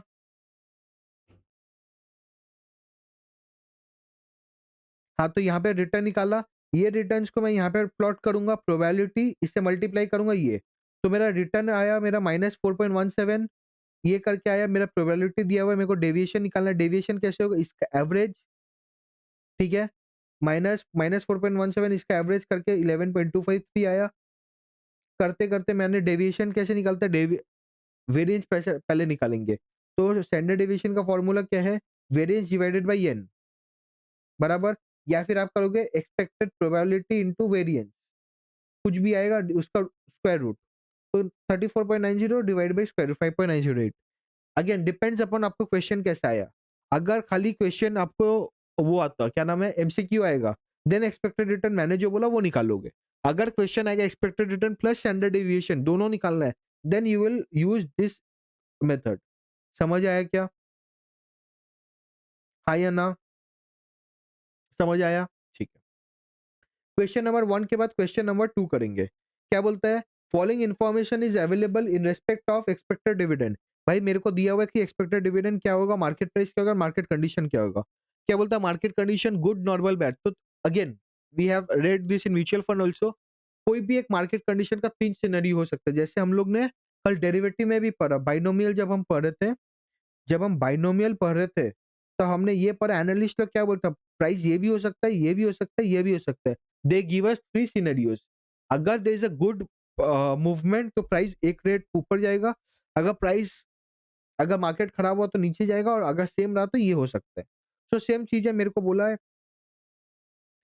कि भाई अगर गुड मार्केट कंडीशन का प्रोबेबिलिटी 25%, नॉर्मल जो चल रहा है वैसा प्रोबेबिलिटी 50%, खराब होने का 25%। उसका अगर गुड कंडीशन हुआ तो मार्केट प्राइस क्या है, डिविडेंड क्या देगा, नॉर्मल में दिया है। The existing market price of equity share is 106। आज उस जो इक्विटी शेयर है वो 106 पे ट्रेड कर रहा है, which is come 10% bonus debenture of 6% each, ठीक है, per share. Messrs X Finance Company Limited had offered the buyback of debentures at face value. इसका कोई डिबेंचर्स होगा, ठीक है। उसने बोला कि भाई मैं फेस वैल्यू पे उसको बायबैक करना चाहता हूँ। Find out the expected return and the variability of returns of the equity shares if buyback offer is accepted by the investor. क्या बोलता है कि भाई अगर जो बायबैक उसने बोला है, कंपनी ने जो बोला है कि मैं बायबैक करना चाहता हूँ, अगर वो बायबैक हो गया तो हम जैसे रिटेल इन्वेस्टर्स का क्या एक्सपेक्टेड रिटर्न है, बोलेंगे। Also advise whether to accept the buyback offer और नॉट, बायबैक लेना चाहिए कि नहीं, ये भी करेंगे। तो क्वेश्चन 1 सर आपने क्यों चूज किया था? Because expected return was said to be calculated with the help of probability। Second वाला क्यों है? Because there is a buyback part in it, and buyback हमें लेना चाहिए कि नहीं, and what is the expected return, या मेरे को रिटर्न क्या निकालना। So there are two separate questions, मतलब एक नहीं है। This question was repeated in May 23 question number 4, ठीक है। सोल्यूशन देखते हैं। पहले मैं निकालूंगा एक्सपेक्टेड रिटर्न क्या है, गुड, नॉर्मल, बैड में। मेरा प्रोबेबिलिटी दिया हुआ है, मेरे को टोटल रिटर्न दिया हुआ है। Total return is 115 market price हो सकता है प्लस 9। अगर गुड कंडीशन रहा तो मेरा एक साल बाद मार्केट प्राइस 115 हो सकता है। अगर गुड रहा तो मेरे को 9 रुपया डिविडेंड मिलेगा। तो मेरे को टोटल पे कितना मिलेगा एक साल बाद? 115 प्लस 9, 124। सेम नॉर्मल रहा तो कितना मिलेगा? 112। बैड रहा तो कितना? 100। वो हमने निकाला। कॉस्ट हमने पकड़ लिया कि द प्राइस मार्केट, अच्छा हमें कॉस्ट निकालना है, ठीक है? हमने कितना में खरीदा था, हमें तो ये नहीं बोला था कि हमने खरीदा कितना में है, बोला था कि ऑफर्ड बायबैक लेना है कि नहीं। तो ये बोला जो ₹106 आज जो चल रहा है that is including 10% bonus debentures of 6 each.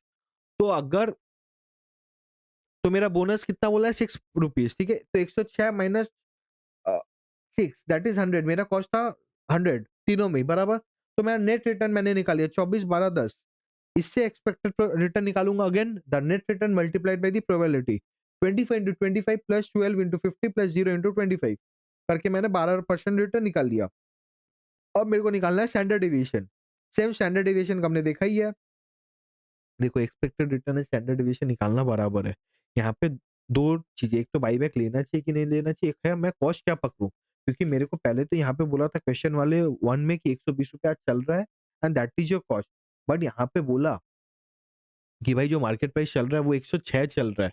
अगर वो मेरे को नहीं, तो यही मेरे पकड़ना था, बट अगर वो मेरे को बोल दिया है कम 10% debenture bond bonus debenture of 6 etch, अगर ये मेरे को नहीं बोलता तो मैं 106 ही पकड़ता। ठीक है कॉस्ट। तो only only we have chosen this question because of this line. ठीक है?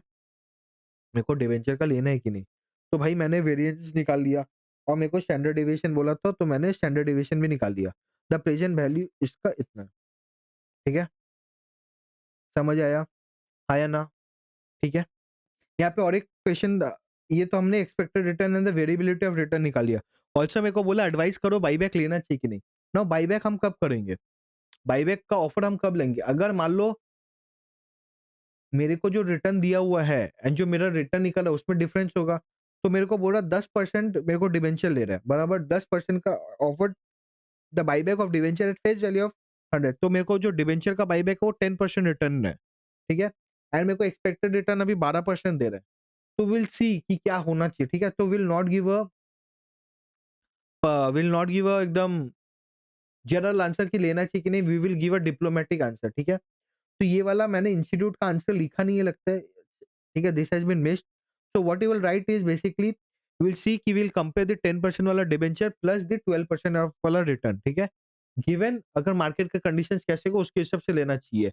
अगर वो कम ज़्यादा होगा, अगर कम पीरियड का होगा, ठीक है? तो आप रुक जाओगे, मैच्योरिटी अगर कम होगा। अगर डिबेंचर का मैच्योरिटी ज़्यादा होगा देन यू शुड वेट, ठीक है? समझ आया? ठीक है। क्वेश्चन नंबर आप 3 करेंगे। Mister A is interested to invest 1 lakh in this securities market, 1 lakh रुपए उसको लगाना है। He selected 2 securities B and D for this purpose. उसने अपना पोर्टफोलियो मैनेजमेंट टेक्निक्स लगा के बी एंड डी को सिलेक्ट किया। The risk return profile of this securities are as follows. Risk return बोला कि सिक्योरिटी का बी का ये है रिस्क, एक्सपेक्टेड रिटर्न ये है, वो है। Coefficient of correlation between B and D is 0.15%, माने मतलब कोरिलेशन है 15%, मतलब क्या? बी एंड डी का जो पावर है 15% है, ठीक है? अगर बी बढ़ेगा तो डी भी बढ़ेगा, 15% का उन लोग का कोरिलेशन है। You are required to calculate the portfolio return of the following portfolios B and D to be considered by A for his investment. 100% in B only. अगर वो 100% B पे लगाएगा तो उसका पोर्टफोलियो का रिटर्न क्या आएगा? ऑब्वियसली 12% ही होगा बिकॉज वो 100% उस पे लगा दे रहा है। 50% of the fund in B and the rest 50% in D, तो क्या होगा? सर वेटेड एवरेज कर ले। मेरे को बोला है बी मेरे को 12% रिटर्न देगा एंड डी मेरे को 20% रिटर्न देगा। मेरे पास 1 लाख रुपया है। अब अगर मैं दोनों में 50-50% लगाऊंगा तो मेरे को दोनों हाफ ऑफ देगा, बराबर? मतलब मेरा 0.5 इंटू 12 प्लस 0.5 इंटू 20, मतलब 6 प्लस 10 16% रिटर्न देगा, बराबर? 75% in B and 25% in D. Again, weightage change कर दो, 100% in D only. Also indicate that which portfolio is best for him from risk as well as return point. तो मेरे को इस पे रिस्क एंड रिटर्न दोनों ही निकालना है। अगेन तो फॉर्मूला हम लोग देख लेते हैं क्या होता है, पहले हम लोग उसमें देखा नहीं था। एक्सपेक्टेड रिटर्न हम पोर्टफोलियो का क्या निकालेंगे? वेट इनटू द रिटर्न का समेशन, ठीक है? वेट इनटू रेट का समेशन, मतलब देखो अगर मेरा पोर्टफोलियो में जैसे मैंने बोला था Reliance, Zomato and NCC 3 stock है। अगर मैं तीनों ले रहा हूँ तो तीनों का रिटर्न मेरे को पता है। भाई कोई का 10 है, कोई का 12 है, कोई का 20 है, पता है मेरे को।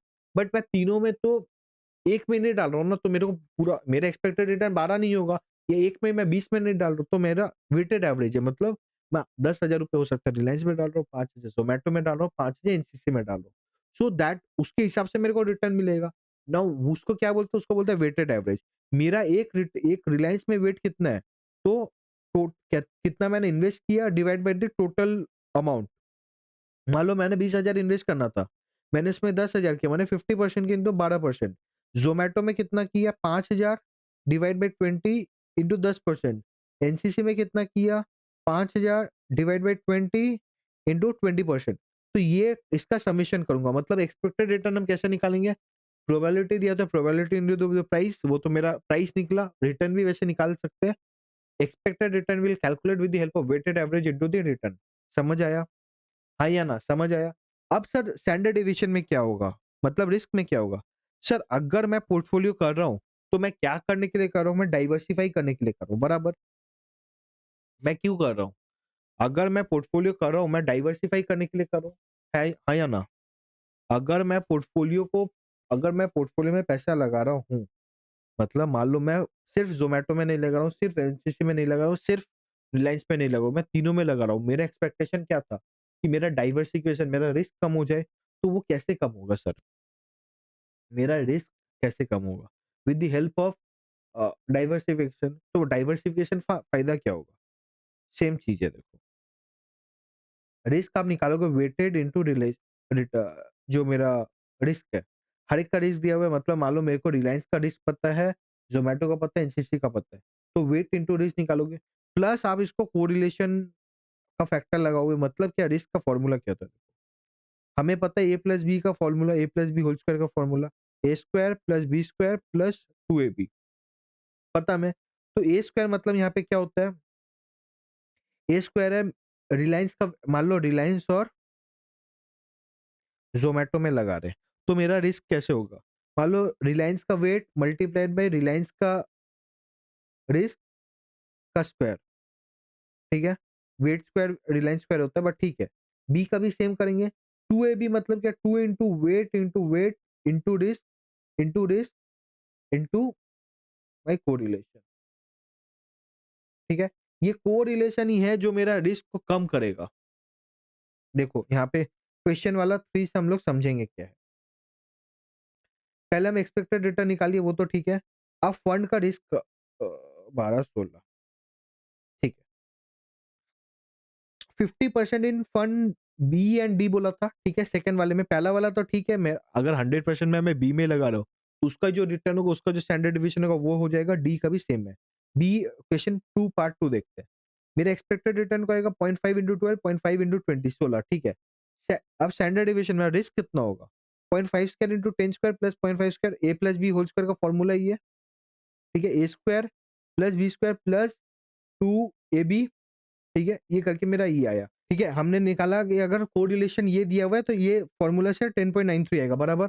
अब मान लो ये कोरिलेशन नहीं है, ठीक है। मान लो अगर हम जो कोरिलेशन का बात करें वो नहीं है, तो क्या आएगा देखो। 0.5 स्क्वायर इंटू 10 स्क्वायर बराबर है 0.5 स्क्वायर इंटू 18 स्क्वायर बराबर है। बट यहाँ पे क्या आएगा, कोरिलेशन जीरो हो जाएगा, मतलब 2 इंटू 0.5 इंटू 0.5 इंटू 10 इंटू 18, मतलब 90। ये 90 हो जाएगा, तो मेरा रिस्क कितना हुआ, 25 प्लस 81 प्लस 90, दैट इज 196 का स्क्वायर कितना आ जाएगा, 14%। मतलब अगर मैं जो बोल रहा हूँ कोरिलेशन वाला फैक्टर को, मतलब what I am trying to say, अगर मैं वेटेड एवरेज लेता, तो बस मेरा 14% आता, तो मेरा रिस्क ज्यादा आता, तो मेरा कोई फायदा नहीं हुआ, बराबर। अगर मेरा ज़ोमैटो, रिलायंस एंड एनसीसी में कोई कोरिलेशन कम नहीं है, मतलब कोई एक बढ़ेगा, ये कम बढ़ेगा, कोई एक बढ़ेगा तो ये गिरेगा नहीं, या कोई एक बढ़ेगा तो ये भी बढ़ेगा, कुछ भी, मतलब कोरिलेशन मतलब कितना पावर है, ठीक है, दोनों में। अगर वो कम नहीं है, what I am trying to say, मैं डाइवर्सिफाई कब होगा? मेरा रिस्क, मैं बोल रहा हूँ डाइवर्सिफाई होगा तो मेरा रिस्क कम होगा। वो कब होगा? जब मेरा डाइवर्सिफिकेशन बेनिफिट मिलेगा, डाइवर्सिफिकेशन बेनिफिट कब मिलेगा? With the help of the correlation, बराबर। तो मैं बोल रहा हूँ कि मेरा रिस्क कैसे कम होगा? With the help of correlation. अब तो हम क्या चाहेंगे ना, जितना कोरिलेशन कम हो उतना मेरे लिए बेटर। मतलब व्हाट इज कोरिलेशन? अगर रिलायंस अगर बढ़ा, कोवेरियंस हमने पता दोनों डायरेक्शन में, वो हटा दो। कोरिलेशन देखो, अगर रिलायंस बढ़ा, निफ्टी गिरेगा, सॉरी रिलायंस बढ़ा तो ज़ोमैटो गिरेगा, मान लो। But the correlation between this stocks is less, मतलब रिलायंस अगर 1% से बड़ा निफ्टी गिरेगा वो चांसेस कम है, 15% ही चांसेस है कि निफ्टी में भी कुछ इफेक्ट आएगा।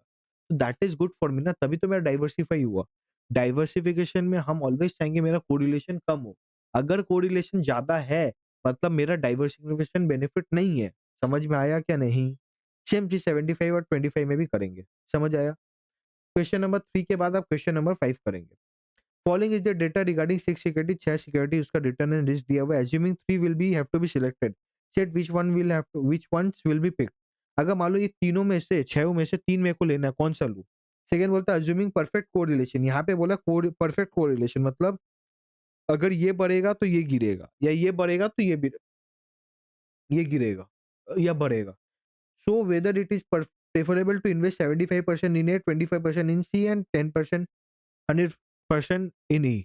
मतलब अगर परफेक्टली कोरिलेटेड है तो क्या हम कर सकते हैं 75% एंड 25% इन ए सी और 100% ई। तो कौन सा करना चाहिए वो बताना है, वो हम बताएंगे। तो पहला पार्ट है 3 सिक्योरिटी है और उसमें से हमको पिक करना है। अब मेरे को बताओ ऑप्टिमम पोर्टफोलियो वाला कंसेप्ट लगाओ। ऑप्टिमम पोर्टफोलियो क्या बोलता है? Same given of level risk में मेरे को सबसे ज्यादा कौन सा सिक्योरिटी है कि वो मेरे को एक हायर रिटर्न दे रहा है। नाउ वी विल कंसीडर कि ये 6 सिक्योरिटी इन्वेस्टेबल सिक्योरिटी है, ठीक है? तो मान लो मेरे को पहले देखो मेरे को रिस्क कहाँ पे कॉमन है। रिस्क कहाँ पे कॉमन है? A B C D E F में रिस्क किसका कॉमन है? तो रिस्क कॉमन है 5 बराबर। बी का और ई का दोनों का है 5। बी का और ई का दोनों का रिटर्न है, रिस्क है 5। तो दोनों में से मैं कौन सा चूज करूंगा बी और ई में? Obviously E. सर ई क्यों? बिकॉज उसका 9% है, 8% हायर है। तो बी को तो काट दो। तो अब ई एक चूज हुआ बराबर। अब रिस्क सेम है क्या कहीं पे? नहीं है सर। सर अब रिटर्न मैं सेम देखूंगा। रिटर्न कहाँ सेम है सर? ए बी और एफ में था, तो बी तो मैंने पहले ही हटा दिया था। तो बच्चा ए और एफ। एफ ए और एफ में कौन सा लूंगा? अगर रिटर्न मेरे को सेम है तो जिसका रिस्क कम होगा उसको लूंगा। तो मैं ए को लूंगा सर। तो एफ हट गया मेरा बराबर। अब बच्चा सी और डी बराबर। Oh sorry sorry sorry sorry, A D में भी सेम था। ए डी में हम क्या करते? डी को हटा देते। सॉरी ठीक है, फिर से हम करते हैं।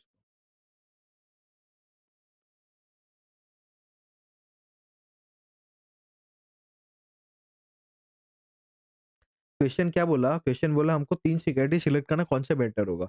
हमने बोला कि सर ऑप्टिमम पोर्टफोलियो से करते हैं। तो हम पहले ऑप्टिमम पोर्टफोलियो में क्या देखेंगे? सेम कौन से शॉक से जिसके रिस्क सेम है। तो हमने देखा बी और ई में दोनों का बी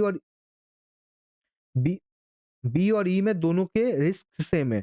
तो हम कौन सा लेंगे? अगर given same level of risk है जिसका रिटर्न हायर उसको लेंगे। तो बी और ई में हम लेंगे ई को बराबर। बी को नहीं लेंगे बिकॉज़ उसका रिस्क कम था। फिर और दूसरा है क्या कोई? हाँ सर, ए और डी में है।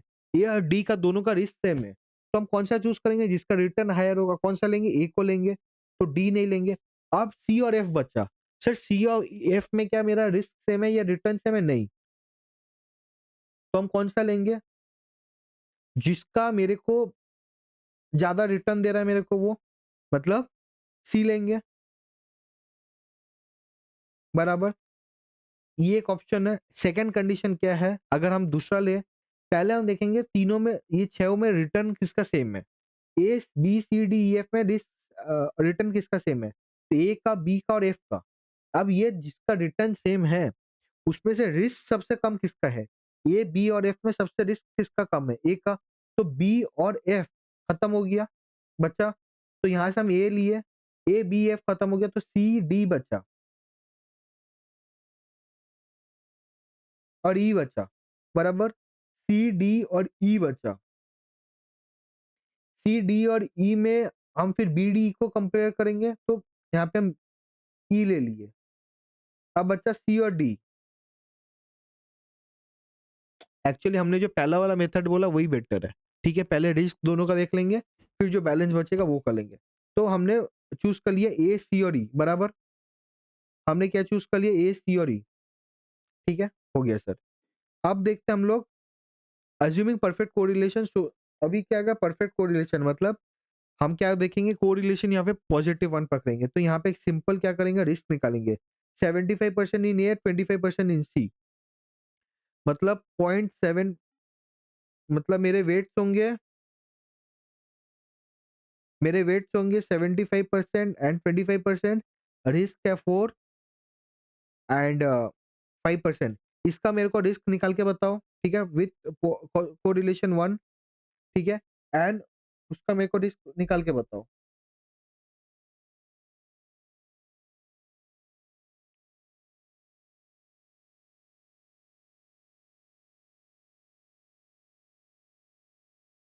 ठीक है, तो ये हमने निकाल लिया, हो गया। तो अभी बोला था कौन सा चूज करेंगे हम, जिसका रिटर्न हायर होगा तो हम क्या करेंगे, ई और इसका कंपेयर किए, ई का बोलता है 5% और ए और सी का निकला 6%, सॉरी, हाँ, दोनों का रिटर्न तो बराबर है 9% एंड रिस्क है 6 और 5, तो हम कौन सा लेंगे जो लोअर है, मतलब ई में चूज करेंगे, बराबर। ठीक है, क्वेश्चन नंबर 5 हुआ, क्वेश्चन नंबर 6 करते हैं। The historical rate of return of two securities over the past 10 years are given. Calculate the covariance and the correlation coefficient of the two securities. ये दोनों सिक्योरिटी का मेरे को कोवेरियंस कोरिलेशन निकालना है। सर कोवेरियंस और कोरिलेशन का formula क्या होता है, कोवेरियंस का क्या होता है बताओ। एक्स वाई जो मेरा होता है, मतलब x y minus x into y by, बताओ बताओ फॉर्मूला, मैं भूल जाता हूँ। ठीक है, मतलब ये दोनों का रिटर्न, ठीक है, आर माइनस आर वन, मतलब ये दोनों का multi, basically R minus R one और R two minus R two divided by N, बराबर है। ठीक है, हमने क्या बोला था, डिडक्शन निकाल के बताएगा, तो हम इसका कोवेरियंस निकाल लेंगे। ठीक है, सेम चीज स्टैंडर्ड डिविजन भी हम वैसे ही निकाल लेंगे इसका। ठीक है, स्टैंडर्ड डिविजन हमें पता ही है क्या होता है, जो मेरे को क्या बोला गया, मेरा जो रिटर्न है माइनस माई मीन उसका स्क्वायर रूट का डिवाइडेड बाई एन उसका स्क्वायर रूट। ठीक है, क्वेश्चन नंबर 5 हुआ, सॉरी क्वेश्चन नंबर 6 हुआ। अब क्वेश्चन नंबर 8 करते हैं। ठीक है, क्या बोलता था, following information are available with respect of Krishna limited. Krishna limited का मेरे को क्या दिया हुआ है, डिटेल्स दिया हुआ है। तो मेरे को ईयर बोला 12, 13, 14, 15। मेरे को कृष्णा लिमिटेड का क्या बोला है, एवरेज प्राइस दिया हुआ है कि भाई 2012 में क्या प्राइस हो सकता है, 2013 में क्या हो सकता है, 2014 में, 2015 में। डिविडेंड पर शेयर दिया हुआ है 2012 में क्या देगा, 13 में, 14 में, 15 में। Average market share, market index बोला है कि 2012 में क्या रहेगा, 2013 में, 2014, 2015। डिविडेंड यील्ड बोला गया, रिटर्न ऑन गवर्नमेंट बॉन्ड्स बोला गया। Compute beta value of the Krishna limited eight the end of 2015 and set your observation. 2015 के बाद मेरा बीटा का क्या वैल्यू होगा वो निकालना है। बीटा के लिए मेरे को क्या निकालना है, रिटर्न चाहिए होगा, ये सब चाहिए, तो हम निकालते हैं। तो पहले हम क्या निकाले, पहले हम निकालेंगे कैलकुलेशन ऑफ रिटर्न। रिटर्न का फॉर्मूला हमें पता ही है क्या होता है, आज का प्राइस, कल का प्राइस डिवाइडेड बाय मैंने कितना में इन्वेस्ट किया, plus any dividend receives multiplied by 100। तो हम क्या करेंगे, मेरे को डिविडेंड कितना मिला, देखो 2012 में तो मैं कुछ करूंगा नहीं, बिकॉज 2012 का 13, 14, 15 का निकालेंगे। तो 13 में क्या हुआ प्राइस, 253। तो मैंने अगर 2012 में 245 में इन्वेस्ट किया था, आज 253 प्राइस हो गया। तो 253 माइनस 245 प्लस मेरे को 22 रुपए मिला, डिवाइड बाई 245 परसेंटेज 12.24 होगा, बराबर है। ठीक है, बराबर, यहाँ पे ये प्लस होगा। ठीक है, ऐसे करके 12, 13, 13, 14, 14, 15 का रिटर्न निकाल लिया। हमने रिटर्न निकाल लिया। अब हमें निकालना है कि मार्केट का कितना इंडेक्स का अप्रिसिएशन हुआ, मतलब 2130 प्लस माइनस 2013, ऐसे करके मार्केट इंडेक्स निकालिए। इसका डिविडेंड डील भी निकालिए। ये जो डिविडेंड डील दिया हुआ है ये मार्केट का दिया हुआ है, बराबर। तो मार्केट का पहले प्राइस अप्रिसिएशन कितना हुआ, any extra income what we have received. तो 2130 माइनस 2013 जो आया, डिवाइड बाय 2013 मल्टीप्लाइड बाय 100 जो percentage, plus 5। Same 2350 minus 2130 divided by 2130 plus 6। ऐसे करके हमने मार्केट का भी रिटर्न निकाल दिया, बराबर। अब हमें बीटा निकालना है। तो पहले मेरे, अब हम इसको एक्स वाई कर सकते हैं, मतलब मेरा कृष्णा लिमिटेड को हम एक्स पकड़ लिए, मार्केट इंडेक्स को वाई पकड़ लिए। तो हमने, मेरे पास एक्स का रिटर्न दिया हुआ है, वाई का रिटर्न दिया हुआ है, तो हम एक्स वाई निकाल दिए, बराबर। तो 12.24 इंटू 10.81 32.41 इंटू 6 ऐसे करके ये निकाल दिया। वाई स्क्वायर निकाल लिए, मतलब मार्केट रिटर्न का स्क्वायर निकालिए इसका। ठीक है, ये निकालने के बाद हमें एवरेज रिटर्न निकालना था, एवरेज रिटर्न भी हम निकाल लेंगे, मतलब 60.78 डिवाइड बाई 3, 60.78 डिवाइड बाई 3 20.26 होएगा एंड 43.93 डिवाइड बाई 3 14.64 होगा। ये भी हमने निकाल दिया। बीटा का फॉर्मूला क्या होता है?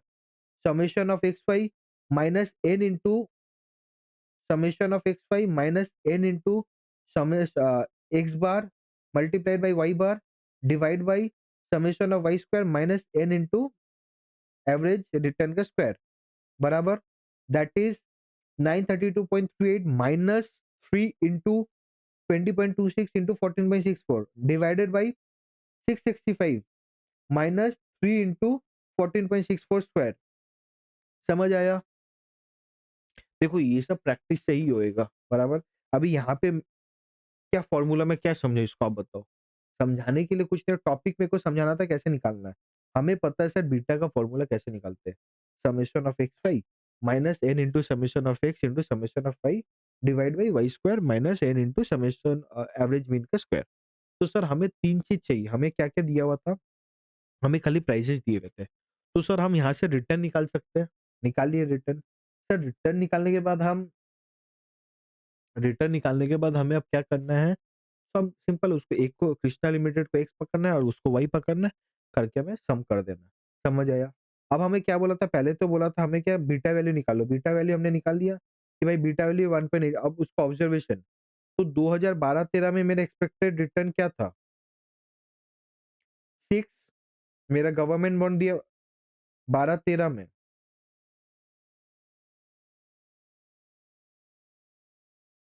6 प्लस, क्योंकि हम ये पकड़ेंगे बड़ा, ये स्टार्टिंग में दिया होता तो 6 प्लस सीएपीएम वाला फॉर्मूला याद है? सीएपीएम फॉर्मूला क्या बोलता है? RF plus RM minus RF into beta बराबर। आरएफ मेरे को पता है 6, वो गवर्नमेंट बॉन्ड का यील्ड दिया हुआ है 666। बीटा मैंने निकाला 1.8 करके।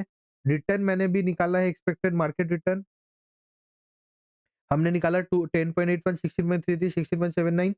एक्चुअल ऐसे करके हमने ये निकाल दिया। अब एक्चुअल रिटर्न मेरे को क्या दिया था मार्केट ने? मेरे को ये रिटर्न मिला था। तो इससे हम कंपेयर करेंगे। कंपेयर करके क्या बोलेंगे, अगर 12-13 में क्या मेरे एक्चुअल रिटर्न मेरे को 12% मिला, बट मेरे को एक्सपेक्टेड था 15%, देन आई शुड सेल। 13-14 में क्या एक्सपेक्टेड था 25, I got 32%, then it's better why. But ठीक है, एंड 14-15 में सेम चीज सेल। समझ आया क्या? Question number 8। सर क्वेश्चन 8 हमने क्यों चीज चूज किया था? बिकॉज हमें मार्केट एंड एक सिक्योरिटी को मिला के मेरे को बोला था बीटा वैल्यू निकालने and then compare it and tell me कि भाई वो लेना चाहिए कि नहीं लेना चाहिए। Then how I will do it? पहले तो हम बीटा निकालेंगे, देन मैं सीएपीएम वाला फॉर्मूला लगा के मैं कंपेयर करूंगा हर साल क्या होता है। ठीक है, तो मेरे को आरएफ भी दिया था, आरएम दिया हुआ था, आरएम निकाले थे हम और बीटा भी निकाल लिए थे। उस हमने मल्टीप्लाई करके क्वेश्चन नंबर 8 देखा। इस पे कोई डाउट सर? इस पे कोई डाउट है या ना? नहीं सर, अभी तक तो कोई डाउट नहीं है बराबर। अब क्वेश्चन नंबर 11 करेंगे। ठीक है, क्वेश्चन नंबर 11। ठीक है, the returns on the stock A and the market portfolio for a period of 6 year as follows. A का रिटर्न दिया हुआ है, मार्केट का रिटर्न दिया हुआ है। You are required to determine characteristic line for stock A and the systematic and the unsystematic risk of stock A. तो systematic unsystematic तो हमें पता ही है क्या होता है। कैरेक्टरिस्टिक लाइन क्या होता है ये हम समझते हैं। Characteristic line is nothing but it is a security market line. वो क्या बोलते हैं? It gives us the slope और a relationship between the my beta and the expected return. ठीक है, बीटा एंड द सिस्टम मतलब beta that is the systematic risk and return, ये दोनों का मेरे को रिलेशन बताता है। अगर मेरा बीटा इज हायर तो मेरा क्या होता है? सिस्टमैटिक सिक्योरिटी मार्केट लाइन या कैरेक्टरिस्टिक लाइन जो भी जिसको बोलो आप, दैट इज हायर। ठीक है, तो कैरेक्टर बेसिक लाइन कैसे निकालते हैं? अगर हमें पता y का एक इक्वेशन होता था, linear equation, alpha plus beta into RM.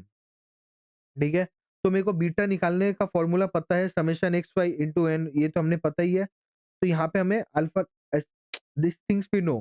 ठीक है, now let's calculate the return on A. तो रिटर्न ऑन ए कैसे निकालेंगे? ये दोनों का ये तो दिया हुआ ही है मेरे को। ठीक है, और रिटर्न ऑन मार्केट भी दिया हुआ है। अब मैं एक्स वाई निकाल लूंगा। ठीक है, x into y, x square भी निकाल लूंगा मैं। हम x माइनस एक्स बार भी निकालेंगे। एक्स बार कैसे आएगा? इसका सम डिवाइडेड बाई एन, 1 2 3 4 5 6, तो 13/6। सेम चीज इसका 34.5 डिवाइड बाई 6। हम ऐसे करके इसको स्क्वायर भी निकालेंगे, ये भी, ये निकाल के टोटल कर लेंगे। ठीक है, इससे हम बीटा निकाल लेंगे। बराबर। Now will put in this equation, तो मेरा y कितना हो गया 6.33, हमने निकाला y 6.33, ठीक है, ये मार्केट का return plus, sorry minus, beta है मेरा 1.202 इंटू मेरा x का रिटर्न 5.75, तो मेरा ये अल्फा निकल गया। Hence the characteristic line is 0.58 plus 1.202 into R M.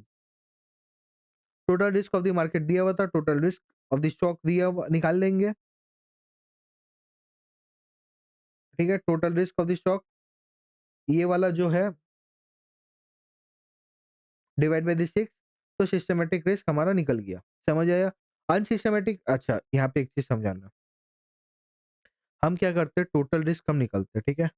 Total risk का फॉर्मूला क्या होता है, systematic risk plus unsystematic risk, बराबर। सिस्टमैटिक रिस्क क्या बोलता है, ये मार्केट का रिस्क है, मतलब बीटा का square into variance of my market. हमें तो पता है सिस्टमैटिक रिस्क मतलब वेरिएंस ऑफ मार्केट, बट ये तो डिपेंडिंग, मतलब मेरे को कितना सेंसिटिव, मेरे लिए कितना रिस्क है, that will depend upon the beta, जो सेंसिटिविटी है, तो beta square into variance of market. Unsystematic risk हम क्या पकड़ते हैं, एरर टर्म, बराबर। जो बैलेंस बच गया वो होता है एरर टर्म। समझ आ गया? इससे हम टोटल रिस्क वी कैलकुलेट,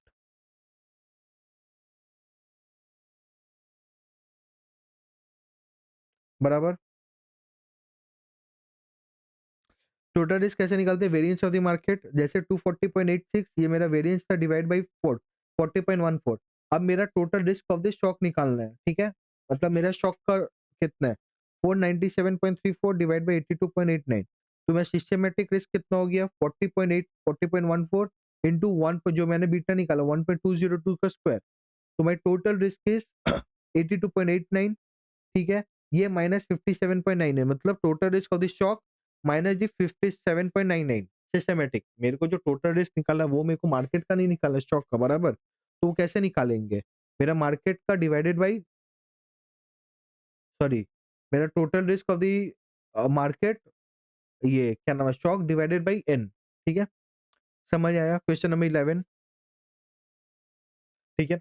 आज इतना ही रखेंगे, ठीक है, फिर कल जो वीडियो हम देंगे उस पे हम क्या करेंगे, सम सॉल्व करेंगे, and will also include some of this your, क्या बोलते हैं उसको, सम ऑफ द कंसेप्ट जो भी हमारा पेंडिंग रहेगा, ठीक है। जैसे कैरेक्टरिस्टिक लाइन अभी आया, हमने समझा दिया, तो ऐसे करके जो भी नए नए टॉपिक्स थोड़े बहुत आएंगे वो विल डू इट, ठीक है।